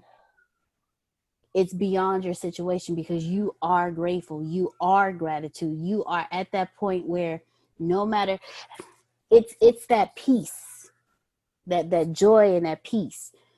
When you have consistent gratitude, there's nothing that can bring you down. There's nothing that can shake you, nothing that can move you, because no. I don't care what's going on. I don't care what you said. I don't care how you responded. I know me in my house, we are grateful. We are grateful because we woke up this morning. We are grateful because we were able to sit up in our beds. We are grateful because we were able to put our legs on the other side of the bed, stand up, and actually be able to stand up without assistance. We are grateful because we can wiggle our toes. We are grateful that our knees were able to sustain the weight of our upper body. I'm grateful that my lungs work without assistance, because there are some people that need assistance just to breathe. There are some people grateful for the valley. Tempest said, grateful for the valley, because you don't learn anything if you always at the top.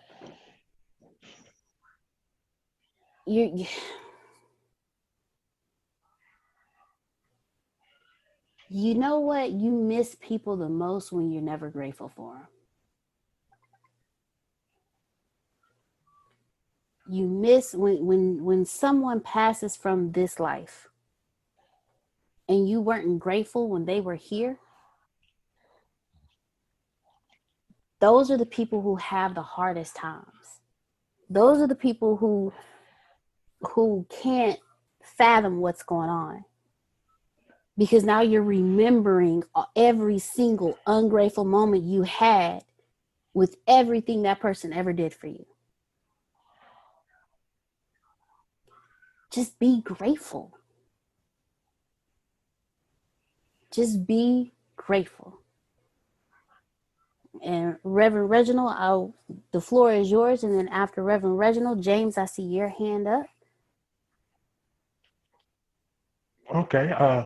Me, I want to do what you did, because we all in the same circle. I'm gonna go back to this peaks and valleys situation, and I liked the old man and the younger guy. I love that tag team. I love that tandem. I love the way that they talked. I love the way that they interacted. I love the wisdom. And I had a conversation today with a young man, and the young man, we was sitting there, we was talking about, the younger guy looking at the older man, and the younger guy wanting to be like the old man. But it wasn't really necessary for the younger guy to be like the old man, because the old man was the old man. He lived his life. But it's necessary for the younger man to look at his older self.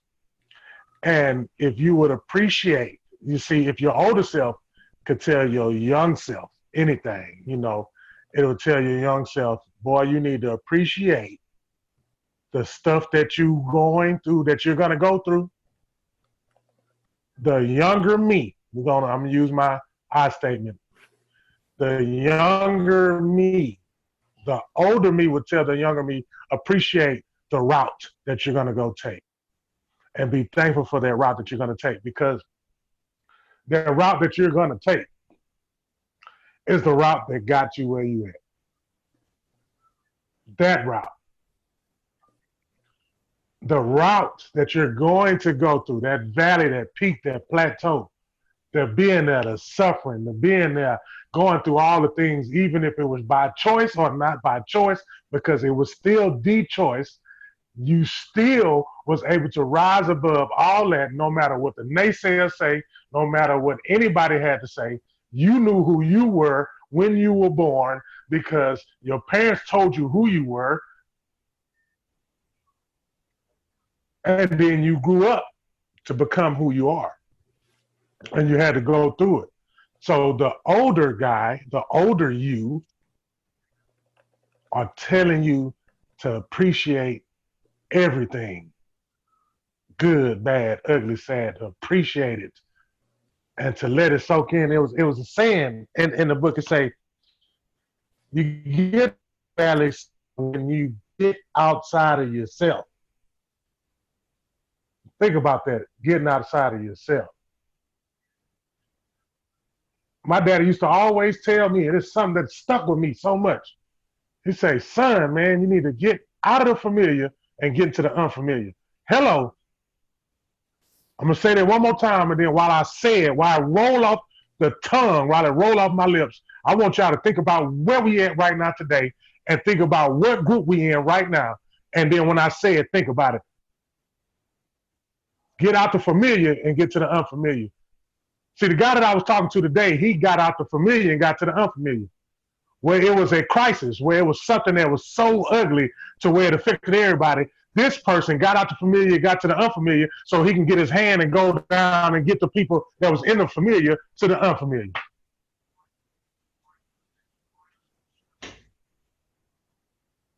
When you get out the familiar, when you get out the place where you used to be in, and that's the only way you know how to operate in, and that's the only place that you did everything in, and you go do something else, even though that you're afraid, because fear will stop you from doing anything.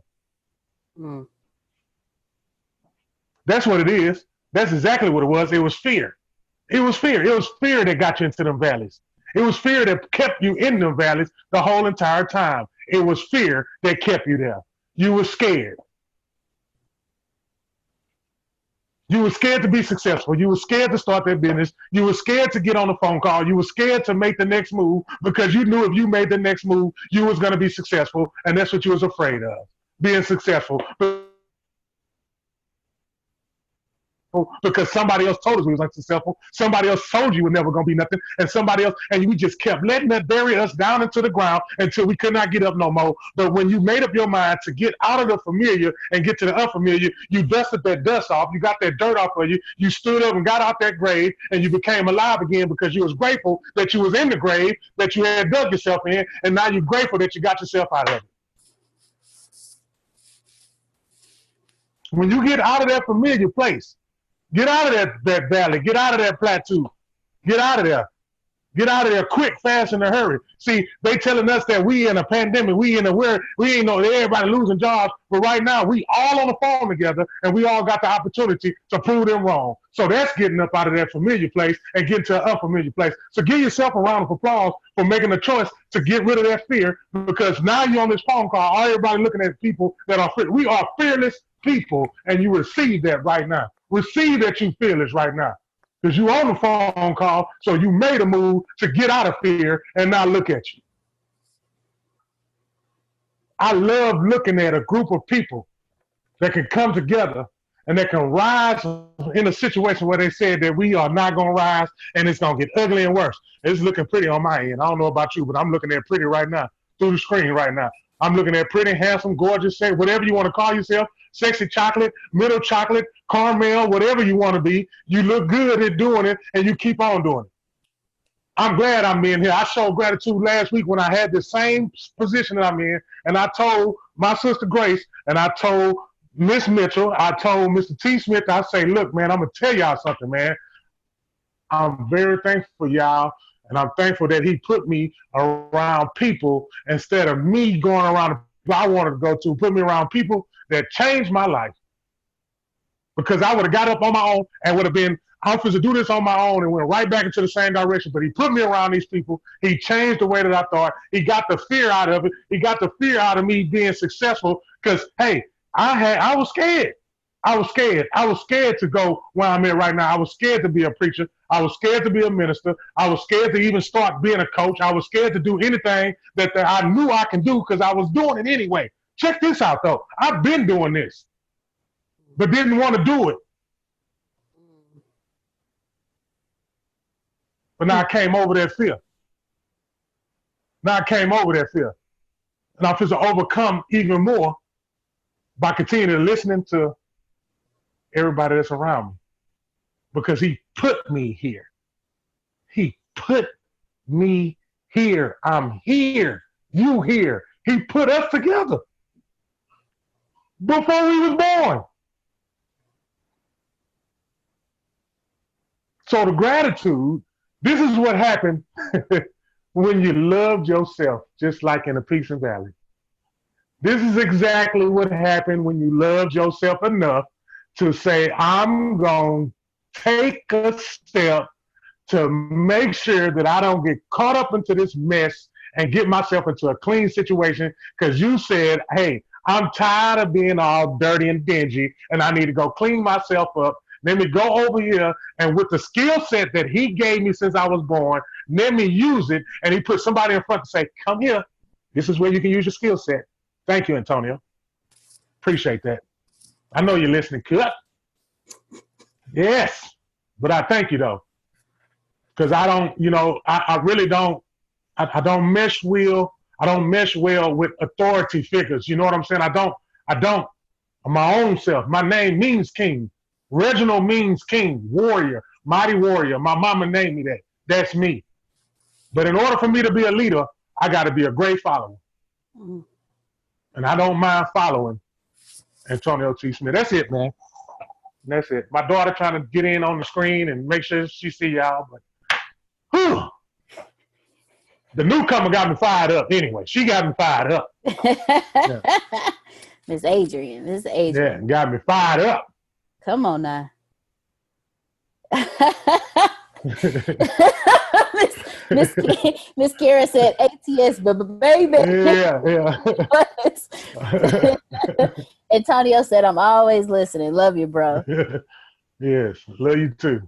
Man, so yeah. I'm cry when I get in the car.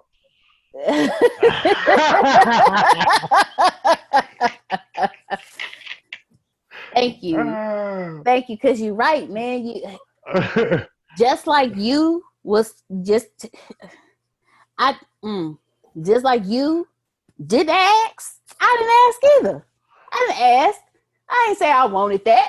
No, I ain't want that. Come on. No.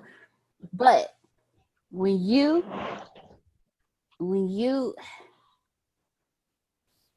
put out that energy that you want more, you will be moved from where you are and put where you are supposed to be. I am not here because I was like, let me go look up Antonio. No, I'm here because I was told go over there. I was told to uproot where I'm at and go over there because that's where I needed to be in order to grow. I would not be here in front of you talking to you if I had not listened and moved when I was told to get up. Trust me, I wasn't told once and I moved. I wasn't told twice and I moved. I was told a few times. But see, I'm stubborn. Just like I'm stubborn with knowing that I need to be grateful, I was stubborn when I was told to move and not moving. How many of you have been told to move because there was something burning in you and you put that energy out there and you were told, okay, now move, and you didn't move. So now you still stuck and you ungrateful that you stuck, but you the reason you stuck. Move when you told to move and be grateful that you were told to move. Be grateful that something in you said shift. Be grateful that something spoke to you. Be grateful that someone spoke to you. Be grateful someone even reached out and said, hey, look, it's time. Because that gratitude is going to keep you moving forward at all times. If you are not grateful to even be able to breathe, how can you be grateful for the gifts that you are given in this life? You complain and you fuss about your kids, but do you know there's people out there that can't even have? That are putting themselves in dangerous situations just to be able to? But you're so ungrateful. You know the saying, you never miss a well till the water runs dry. I'm ungrateful while you're here, but the moment I no longer have access to, the moment I no longer can do, the moment I no longer can be able to, the moment I can no longer get up, get in my car and drive off, now I want to be grateful because I'm missing what I had. I'm missing what I was ungrateful for. Don't be that life. Don't do that to yourself. Keep yourself around the positivity. Keep yourself with the gratitude. Wake up every morning, make it a habit. The fact that we have had more than one person on this call this evening saying that they were on their backs, could not move, in hospitals for 2 years, not able to do anything. Why can't we show the same gratitude just because we didn't go through what they went through, just because our journey and our trials and testimonies are not theirs? Why can't we still show gratitude? Why can't we be grateful at the fact that there are people out there who don't have homes, but we're ungrateful at the fact that we have to be locked in ours? There are people out there that don't have vehicles to even get to where they need to go. So they now no longer have cars because they can't get on public transportation. But we ungrateful because we can get up and go as we please. But we ungrateful because we can't go hang out.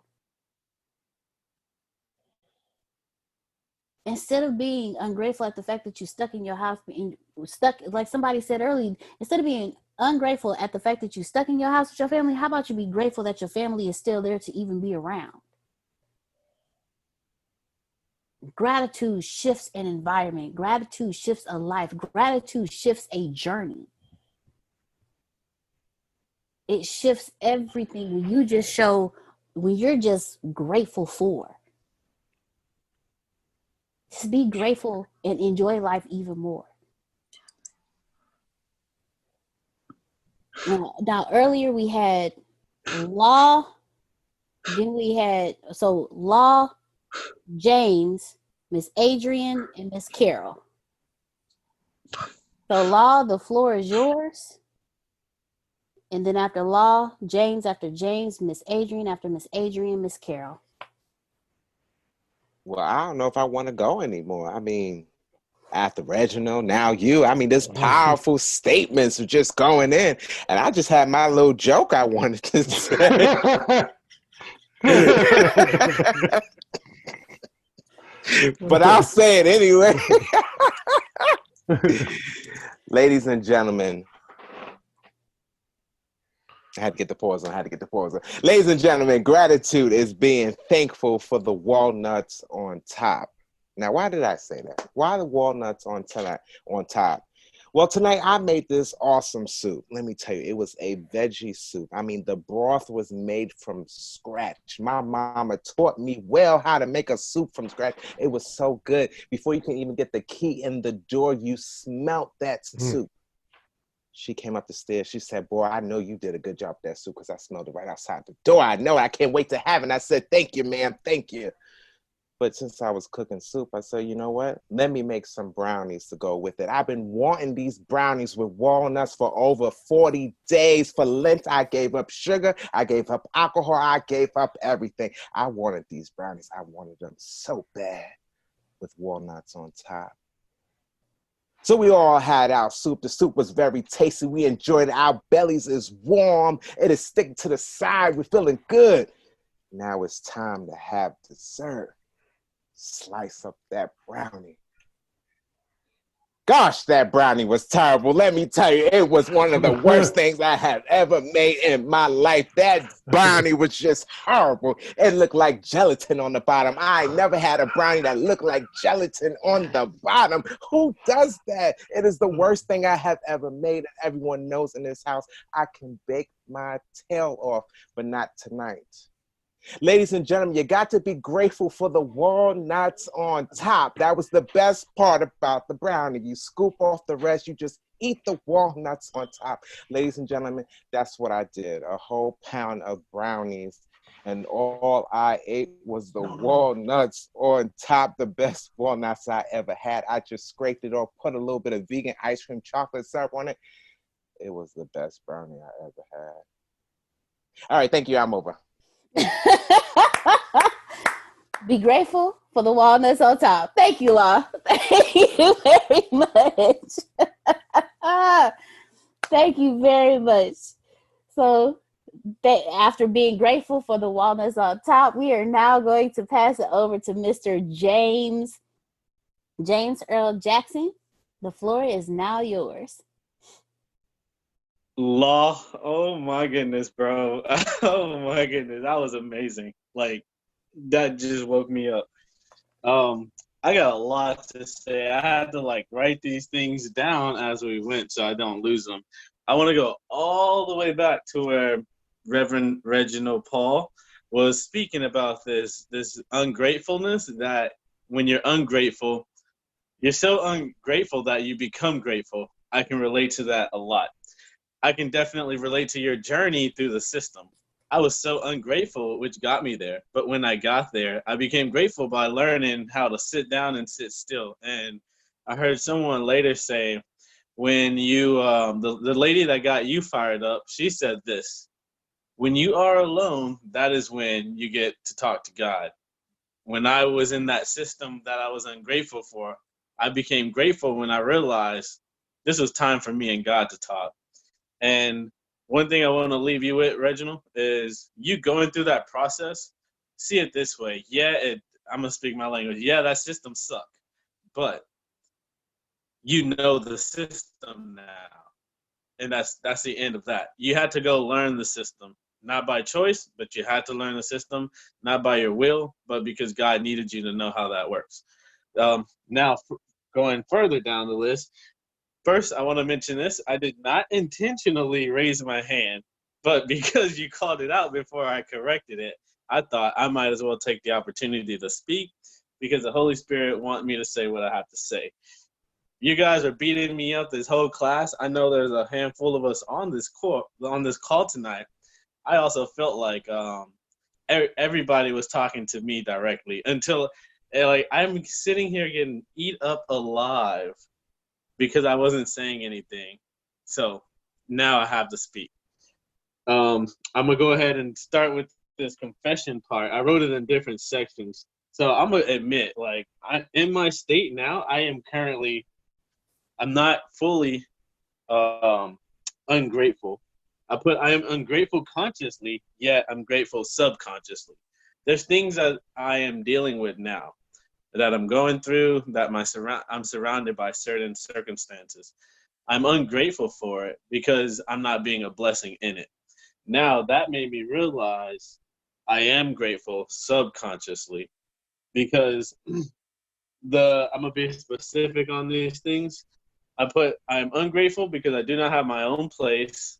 I don't have my own independence or my own business that's successful. I see all that around me. So that's why I'm thinking like, oh, I'm ungrateful for not having those, or because I don't have those things, I am ungrateful. Then I sat down and started, as I'm listening to you guys talk, I'm thinking like, wow, why am I ungrateful when I don't have my own place, but I have a house and I don't pay rent? That's awesome. I don't have my own independence, but I have a car and it's paid for. I don't have my own business, but that's good because that's stress that even if I had a really successful business right now, this 27-year-old James would probably destroy that business or send it bankrupt because of not being responsible enough to handle it. So it's like, that being said, I am grateful that I don't have those things. It's almost like a little 5-year-old kid asking for a car because he played with Hot Wheel cars. So he wanted a real car. That ain't gonna happen because little do you know, I'm gonna use the other metaphor now, a business requires a certain discipline or a certain responsibility. And me personally, I don't have that yet. I would like to have it. I would love to have it. I will have it. But right now, to be real with myself, that's not me right now. And getting to the last part, I put most importantly, listening to you guys talk. I am super grateful to be on this call. And that being said, is because I just heard you guys say so much stuff that was convicting to me, like on a soul level where I have to get up and move. Any second that I don't get up and move after this phone call, that's on me. So I appreciate everybody on this call expressing, like, I don't know how hard or easy it is for you guys, but for me, it's hard to talk right now. But just listening to you guys say what y'all say, just even me not choosing, but knowing like the Lord knows what you need before you know you need it. And I feel like, Reginald, you said a lot, bro. Even when Justin got on you, Reginald, he got on me at the same time. I got corrected real quick from the how do I say, the judgment that was judged was a correction. I could have taken it as a, dang, he's being really hard on him, or nah, he's coming with the heat. Some people need whoopings to learn the lesson. You said this earlier. You have to learn the hard way. I feel like that too because we're not shown the right way. So there's only one other way to go learn, and that's experience. That's pretty much all I have right now. I feel good. I got that off my chest. I'm using you, Reginald, as the example, but I say that because you said a lot more than I'm saying now, but I definitely relate to everything that you said, been through. And if I could leave anybody with something, I would say, guys, that breath that we're talking about being grateful for, like, I would like everybody to just take a moment of silence to breathe, like just deep breathing and inhale the blessings, exhale the curses, the bad, the negative, the ugly, and appreciate all of it. I love you guys. Love you too, James. Love you too, James. Thank you so much. Thank you. So I'm happy that you spoke up. I really am. I'm happy that you shared with us. You are an example of, just because you're younger does not always mean that you're less wise. We have a tendency to think that those that are younger than us don't know anything. But you can learn something from everybody, regardless of their age. Regardless of, I learned from my 5-year-old, so why can't I learn from you? So thank you for always, in every class you speak up. It whether it be here in the integrity class and Let's Talk Tuesdays, you always speak up. So thank you for always following what you're supposed to do and speaking up. We are grateful for you. Thank you. Can I add one last thing now that I have, saying that feedback? I wrote this and I heard someone told me this earlier today, and I'm normally not good at this. I'm kind of like you, Deanna. I'm not really a good listener. I'm a good talker. That's not you. That was me. So you're right. what I've learned about me today is I'm grateful to be present. That's what I really meant to say about this phone call. I have gratitude that I am present, like literally, like physically, emotionally, and what is it, psychologically. That's where it counts for me, because when I'm present, it's I become in tune, and I can feel and not be like a sociopath. I watched this show last week and I realized what a sociopath was, and it kind of showed me myself. I tend to not want to feel the deep feelings, and I had to learn to accept that to be human, you have to feel it, even if it's tough to feel. So that's something I wanted to share. Thank you so much for sharing with us. And Justin, thank you for sharing with us. When you speak, we are grateful to hear from you as well, because we learn from everybody. We are not so arrogant where we don't know how to receive information when given. So we are grateful when you speak. We are grateful for the knowledge that each and every one of you give to us every time you unmute your mic and share with us. We're grateful for each and every one of you, from being grateful for the walnuts on top to being grateful to being grateful to hear about just how wonderful life is. So each and every one of you, every time you open your mouths, we are grateful. Every time you unmute the mic, even when you just turn on your cameras, we are grateful. And so with that being said, I'm now going to pass it over to Miss Adrian. And then after Miss Adrian, Miss Carol, you will be closing us out this evening. Oh, well, I'm just flustered. Y'all are just great. First, don't call me Miss Adrian Jail. Yes, just ma'am. call me Adrian. It's all Yes, right. ma'am. I'm Yes, not ma'am. that old, but I'm old with that. But it's so great that Justin would say what he said at 27, because I'm talking to you at 42. All right. Yes, So ma'am. understand that there's a place where all of you are that is a greatness in it. And just from me, like you talking about stubborn, I'm telling you, he took access of all my parts. I couldn't use my legs, my arms, my mind, none of it. He made me do it all over again. The things you take for granted, swallowing food, all that kind of stuff. That's where, when you have to go there, I always thought it was a bad thing, because I always didn't want, like Reggie said, I never asked for this. My friends still till now to this day be like, just embrace it, embrace it, Listen, this is not where I was trying to go in life. But when I realized that this was the only place that I could go, and then when they said that only what you do for Christ will last, I said, oh, well, wait a minute, hold up. We could do this all different. This can be a whole different flip, and everybody can get everything that they need when we need it. Like law, I loved it. The walnuts on top. Don't nobody know about them walnuts on the top. I do. I love walnuts on the top. So that was just right on time. I'm just gonna say that. That's what I'm saying. That was right on time. But I mean, y'all, listen. Y'all's a preaching group now. Come on, don't play with me, because Reggie, I heard you. That's all I'm gonna say. I heard you. Hallelujah, God. But no, y'all was really, really, really, this is awesome. This is awesome. And this is winning. Like Reggie said, this is winning. Don't nobody have to tell you what you can't do and what you can do. But one thing that we will be able to do is conquer it.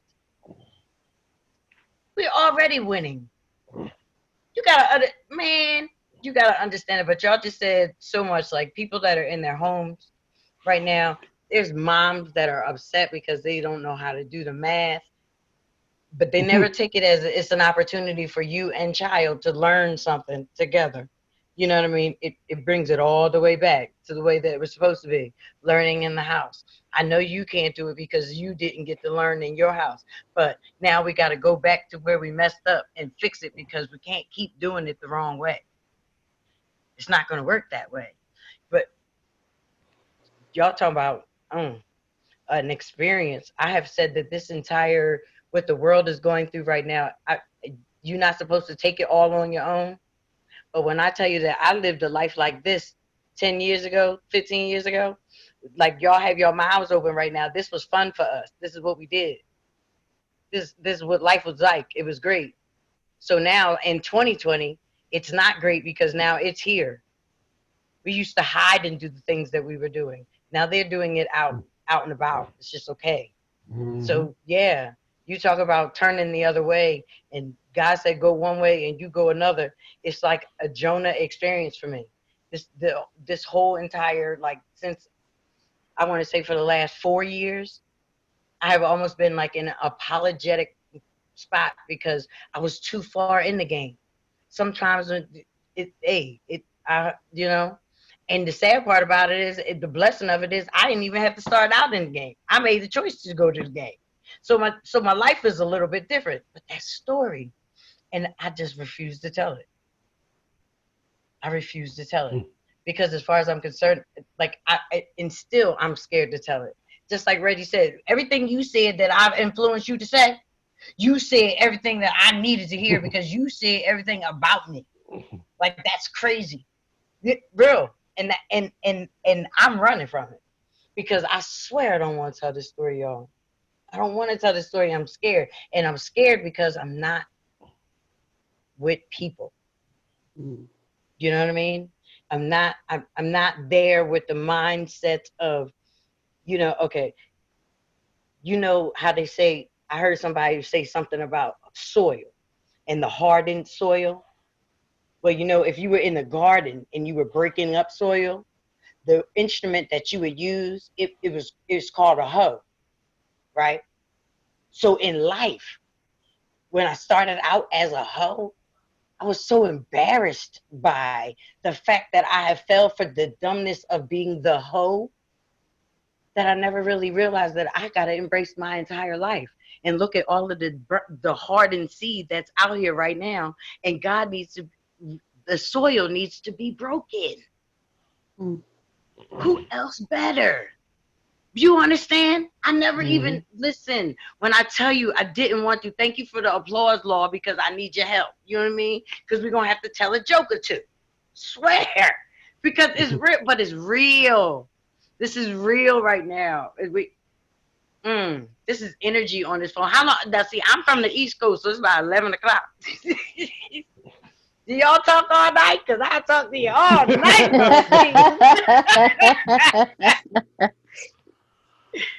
This is great. When you do this, y'all do this every Thursday? Every Thursday. Every Thursday. And next week I will be late because I have my own podcast called D Block Church. But I will definitely be on right after. Awesome. We'll be for it. Yeah, we definitely will. And being a part of the Bureau, please share your podcast link with us so we can be able to follow you as well. And thank you so much, Adrian, for joining us. We are grateful to have you here. You have no clue. We are grateful to have you here. I'm grateful to be here, babe. Grateful to be here. God has said this is exactly it. I listened to Tony and him a long time ago, and he said something about people wanting to be important. They wanted to be famous. They wanted to have their own businesses, but couldn't pay $1,000 to get to the daggone thing. I was shut up then because I didn't have $1,000, and he was right. And I said, damn, they telling the truth. If I want to be somebody, I got to do it a different way, because right now I don't even have $1,000 to invest in the business. He's definitely right. And I'm so glad that, life changed. Life changed, because at that moment I was like, dang, I want to be ready, but I ain't even ready. But look at God. Just look at God. Reggie, get ready. I'm ready. Since 1980. Yeah, I was gonna say, tell me where I got to go, because I'm on my way. Say less. Listen, one The thing for seawall sure, is two open. things for certain. I will sit forever because I will not move. Understand that. And I know that. And I heard what he said. So, Grace, we'll talk. Thank you. Y'all go finish what y'all was doing. I'll see y'all later. Yes, All right. ma'am. Thank you so much, Miss Adrian. Thank you so very much. Thank you so very much.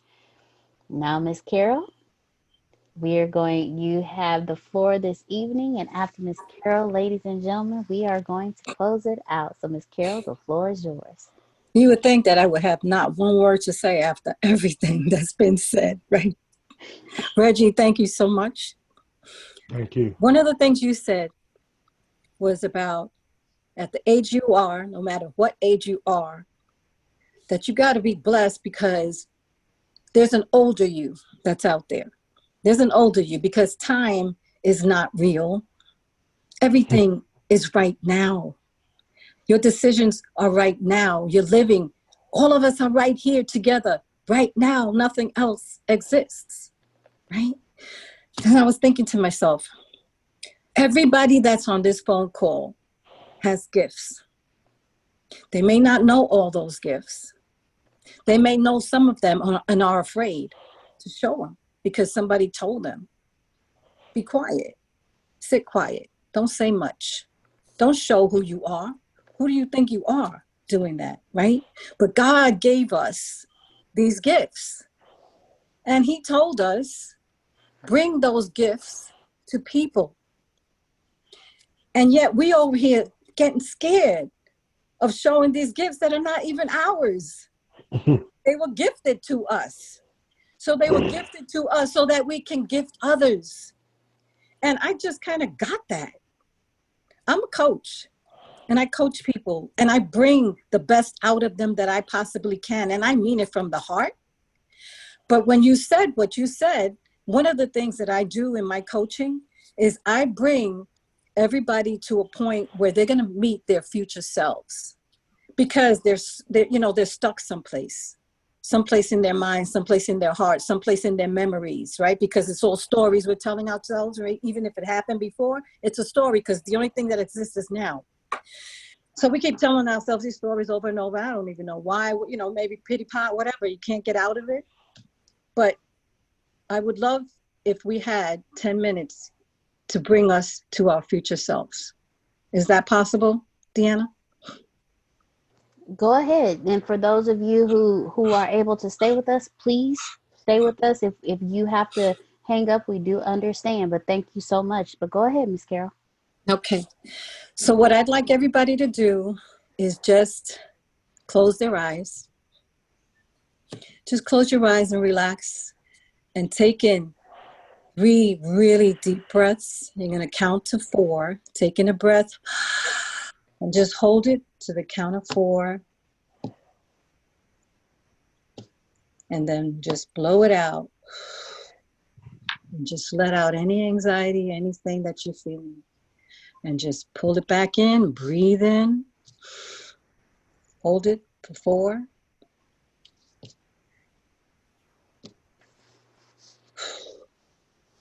And just breathe out.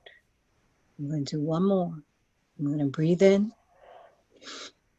hold it to 4. And then breathe out.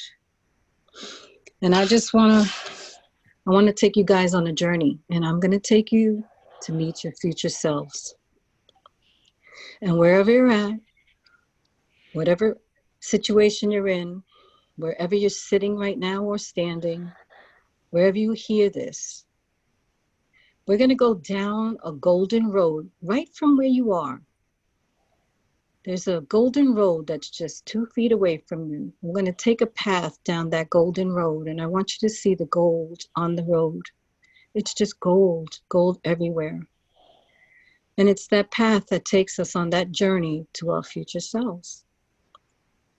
And on that path, if you look ahead, just a wee away, just a little shortness away, you're going to see these tall glass buildings. It's a beautiful big city. It's gorgeous. It's the city of light. And every building is made of glass. And because glass has like a prism in it, you see nothing but rainbow colors that just reflect off these buildings. And as you walk towards those buildings, there's one big building in front of you. And it says, it's yours. It's your building. So let's go in that building. Let's just take a walk through that building. And as you go in the door there, you're going to see an elevator. And the elevator is also made of crystals.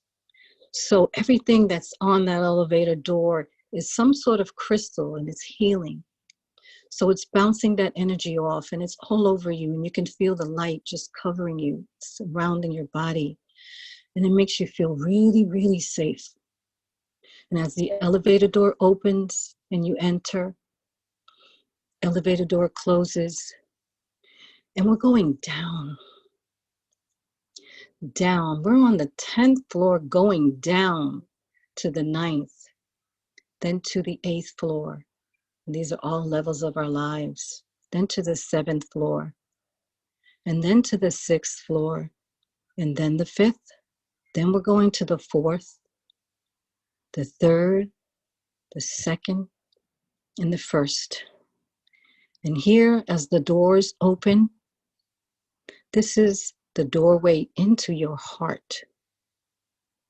And as you look around you, you're going to see just a couple of stairs. Just walk down just a little deeper. Just go a little deeper. And in front of you, there's this magnificent door. Just take a look at all the surroundings and look at that door. That door is your door. What is it made out of? Is it made out of wood? Is it carved? Is it made out of crystal? Is it made out of light? What is it made out of? That's your door. Just take a look at it. And here I'm going to hand you a key. Look at your key, because this is the key into your heart. Now take that key and open the door.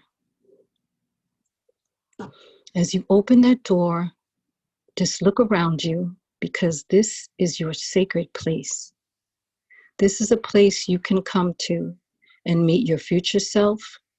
You can meet anyone you want to invite into that sacred place at any time. You can always go there when you have a question, when you feel sorrow, when you feel happiness, when you feel joy, anything. You can come here and invite whoever you want in there, whether they've passed away, whether they're here, whether they're long distance, because this is your sacred place. So take a look at it. Look all around. What does it look like? Are you out in a field? Are you in a jungle?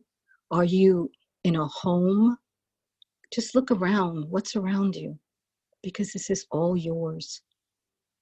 It's yours. You created this. And it's a safe place for you to be. Anytime you come here, nothing can ever harm you. Nothing can ever hurt you. No kind of thoughts that are negative can come into this sacred place ever. So as you look around, down, far down, just take a little walk. There's this beautiful big couch. Doesn't matter where you are. There's this couch waiting for you. And the couch is made of some kind of material. I don't even know what it is. It's colorful. It's not colorful at the same time. But I want you to just sit in it, because this couch takes the form of your body, and it just surrounds you. It just fits you just perfectly. Almost feels like you're sitting on marshmallows, but with total support. And as you're sitting on this couch, I want you to invite your future self in. Allow them to come in. And as they come in, I want you to take a really deep look at your future self. What does your future self look like? As they come towards you, what are they wearing? What's the hair like? What kind of style are they wearing? Do they have jewelry on? Do they not wear jewelry? Do they have long hair, short hair? Are they firm in their stance? Take a look. Because that's who you are. That's all those levels that we came down. Those are the things that you worked towards getting to who you're looking at right in front of you. So look in their eyes. Just look, just for a minute. That's you. That's that special you, that creative you, that special you, that gifted you. It's right in front of you. Allow them to sit with you. And as your future self sits with you, you can ask your future self anything that you want to know right now. So just take a second to ask your future self the question that you've been pondering for so long.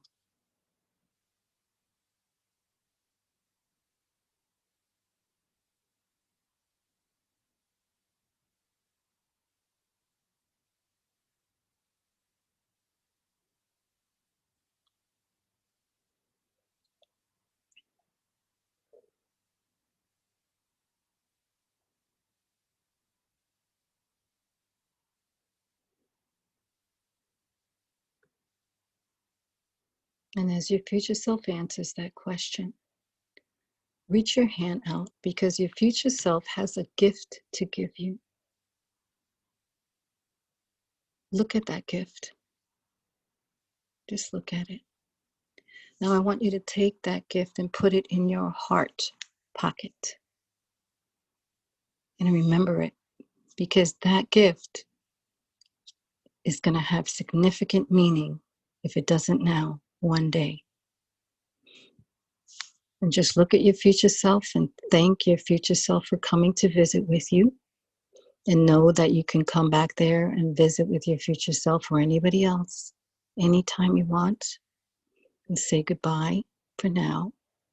And we're going to go back on our journey. Back out the door. Lock your door. Back up those little stairs into your elevator, coming out of your heart. Back into the world. And we go up to the second floor, to the first floor. To the third floor, to the fourth floor, to the fifth floor, to the sixth floor, the seventh, the eighth, the ninth, and the 10th floor. And as these doors open, I want you to know that you're never going to be the same because you can always go visit who you are because you know who you are. And as we get out, when we walk out of the building, we'll take that golden road right back. So as we walk that golden road, think the thoughts that you need to think. Let go of the thoughts that you need to let go of. Take those gifts and shine them on the world, just like those colors that are shining on those buildings in that beautiful world, that city of light. And bring it back into wherever you are right now, wherever you're sitting, wherever you hear my voice, and open your eyes and know that all is well.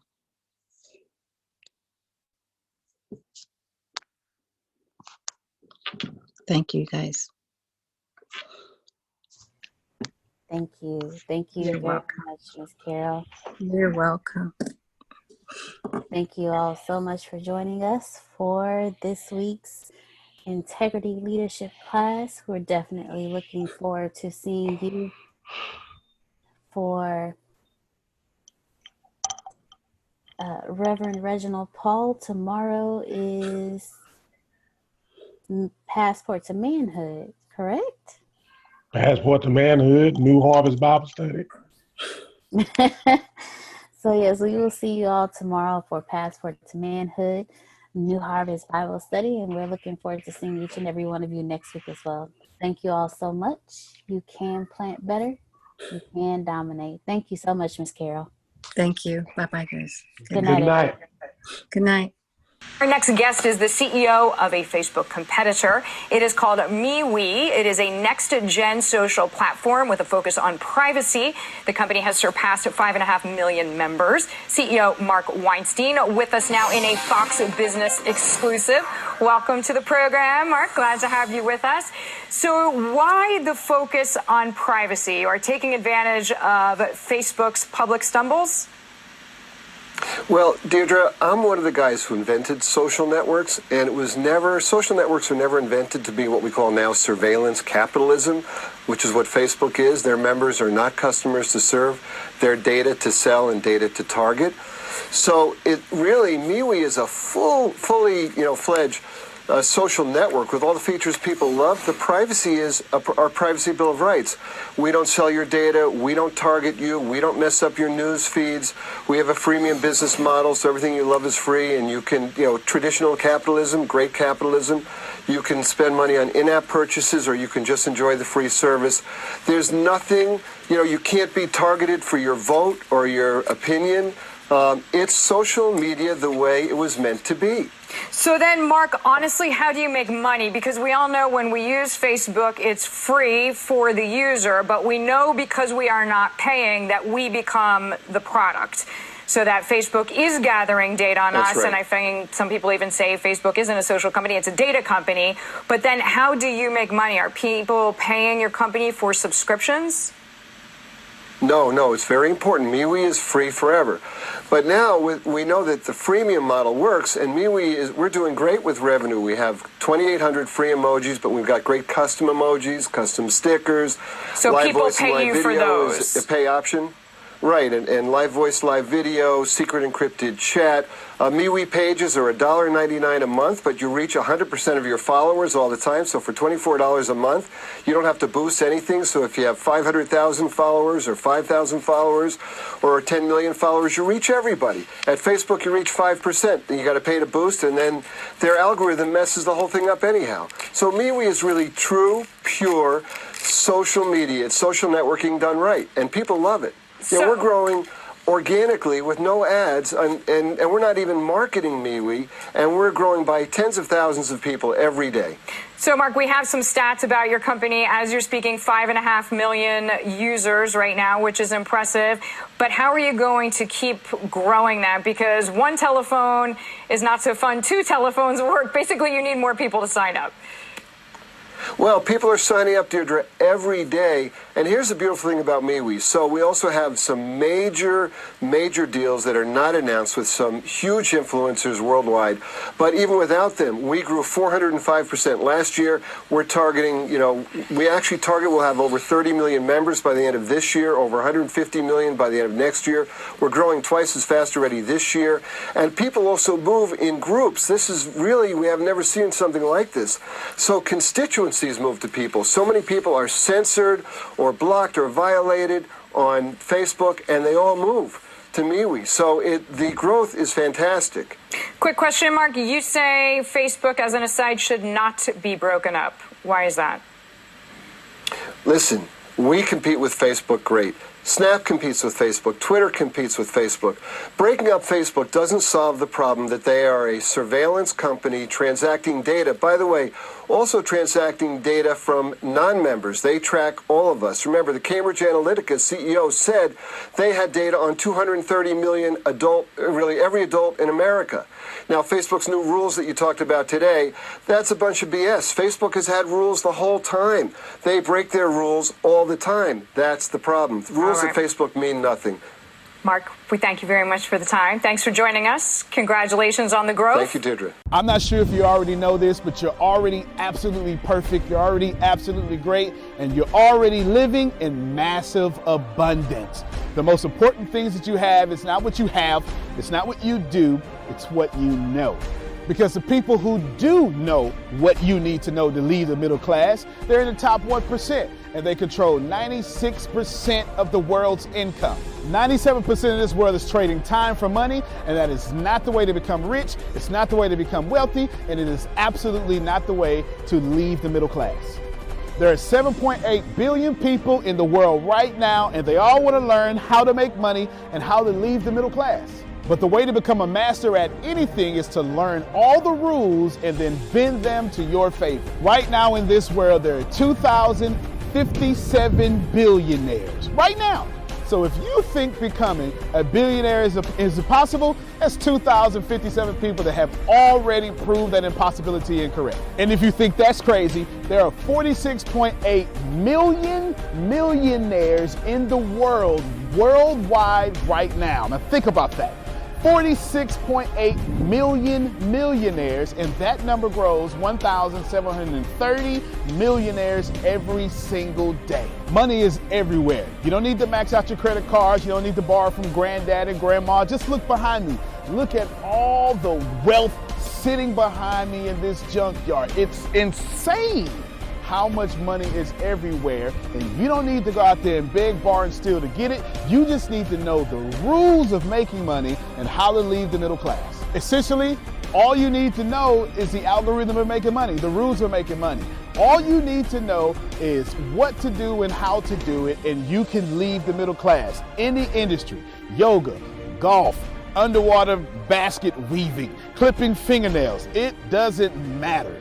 All you have to do is know how to do it, how to get it done, and then find somebody to teach you how to do it, how to get it done, and you will be able to leave the middle class.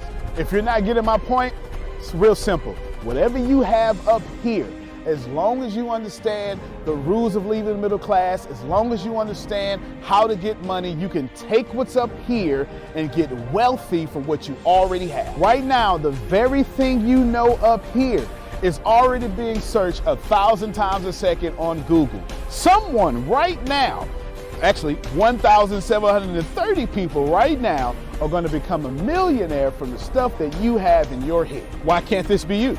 I mean, it's 1,730 people with your ideas that are no better than you, that are going to leave the middle class, become a millionaire. Why are you not next? So how do we do this? How do we take what you know and apply it to objective money-making secrets and then allow you to leave the middle class? How do we take you from where you are and let you escape to where you want to go? So how do we make all this money or take all this knowledge from the Warren Buffetts, from the Elon Musk? How do we take everything that everyone before you has done, and how do we take all of that and then put it in your head so you can leave a legacy for your family? My name is Antonio T. Smith Jr. 32 years ago, I lived in a trash can. That's right, from 6 to 14, I had no running water, no electricity, no anything, and somehow I'm in the top 1% today. Not because I had the right background, not because I had a silver spoon in my mouth, simply because being homeless made me learn how to make money. I retired when I was 29 years old. I'm more than likely younger than you. I'm one of the top 1% income earners in one of the richest countries in the world. What I learned how to do when I was 6 years old was learn how to generate enough money to eat some cookies so I wouldn't die to death from starvation. From there, I learned how to go from cookies to a meal. From a meal to clothes to shelter to everything else that supplied my necessary needs. When I was 6, I was forced to learn how to make money, and now that's what I'm going to do and help you do. I've seen amazing results. I have my own economy. I've homeschooled my own children, and I wrote a book that teaches you every single thing that I know about making money, every single thing that other people know about making money, and most importantly, all the stuff that we don't tell you. Because the truth is, and you know it like I know it, the most honest, the most hardworking, unselfish people on planet Earth live in the middle class. Yet, your honesty, your unselfishness, your devout religion-going self is not enough to get to the top 1%, and that's not fair. The second half of my life has been not about how much money I make, but how I will be remembered from all the money that I have made. And I've been trying to teach everybody how to get out the middle class I'm the crazy guy famous on the internet for trying to create 100,000 millionaires. I've created 8 so far. I got a 9th one on the way, all the way from India. That's pretty cool. And what I want to tell you is something very simple. It's been hard.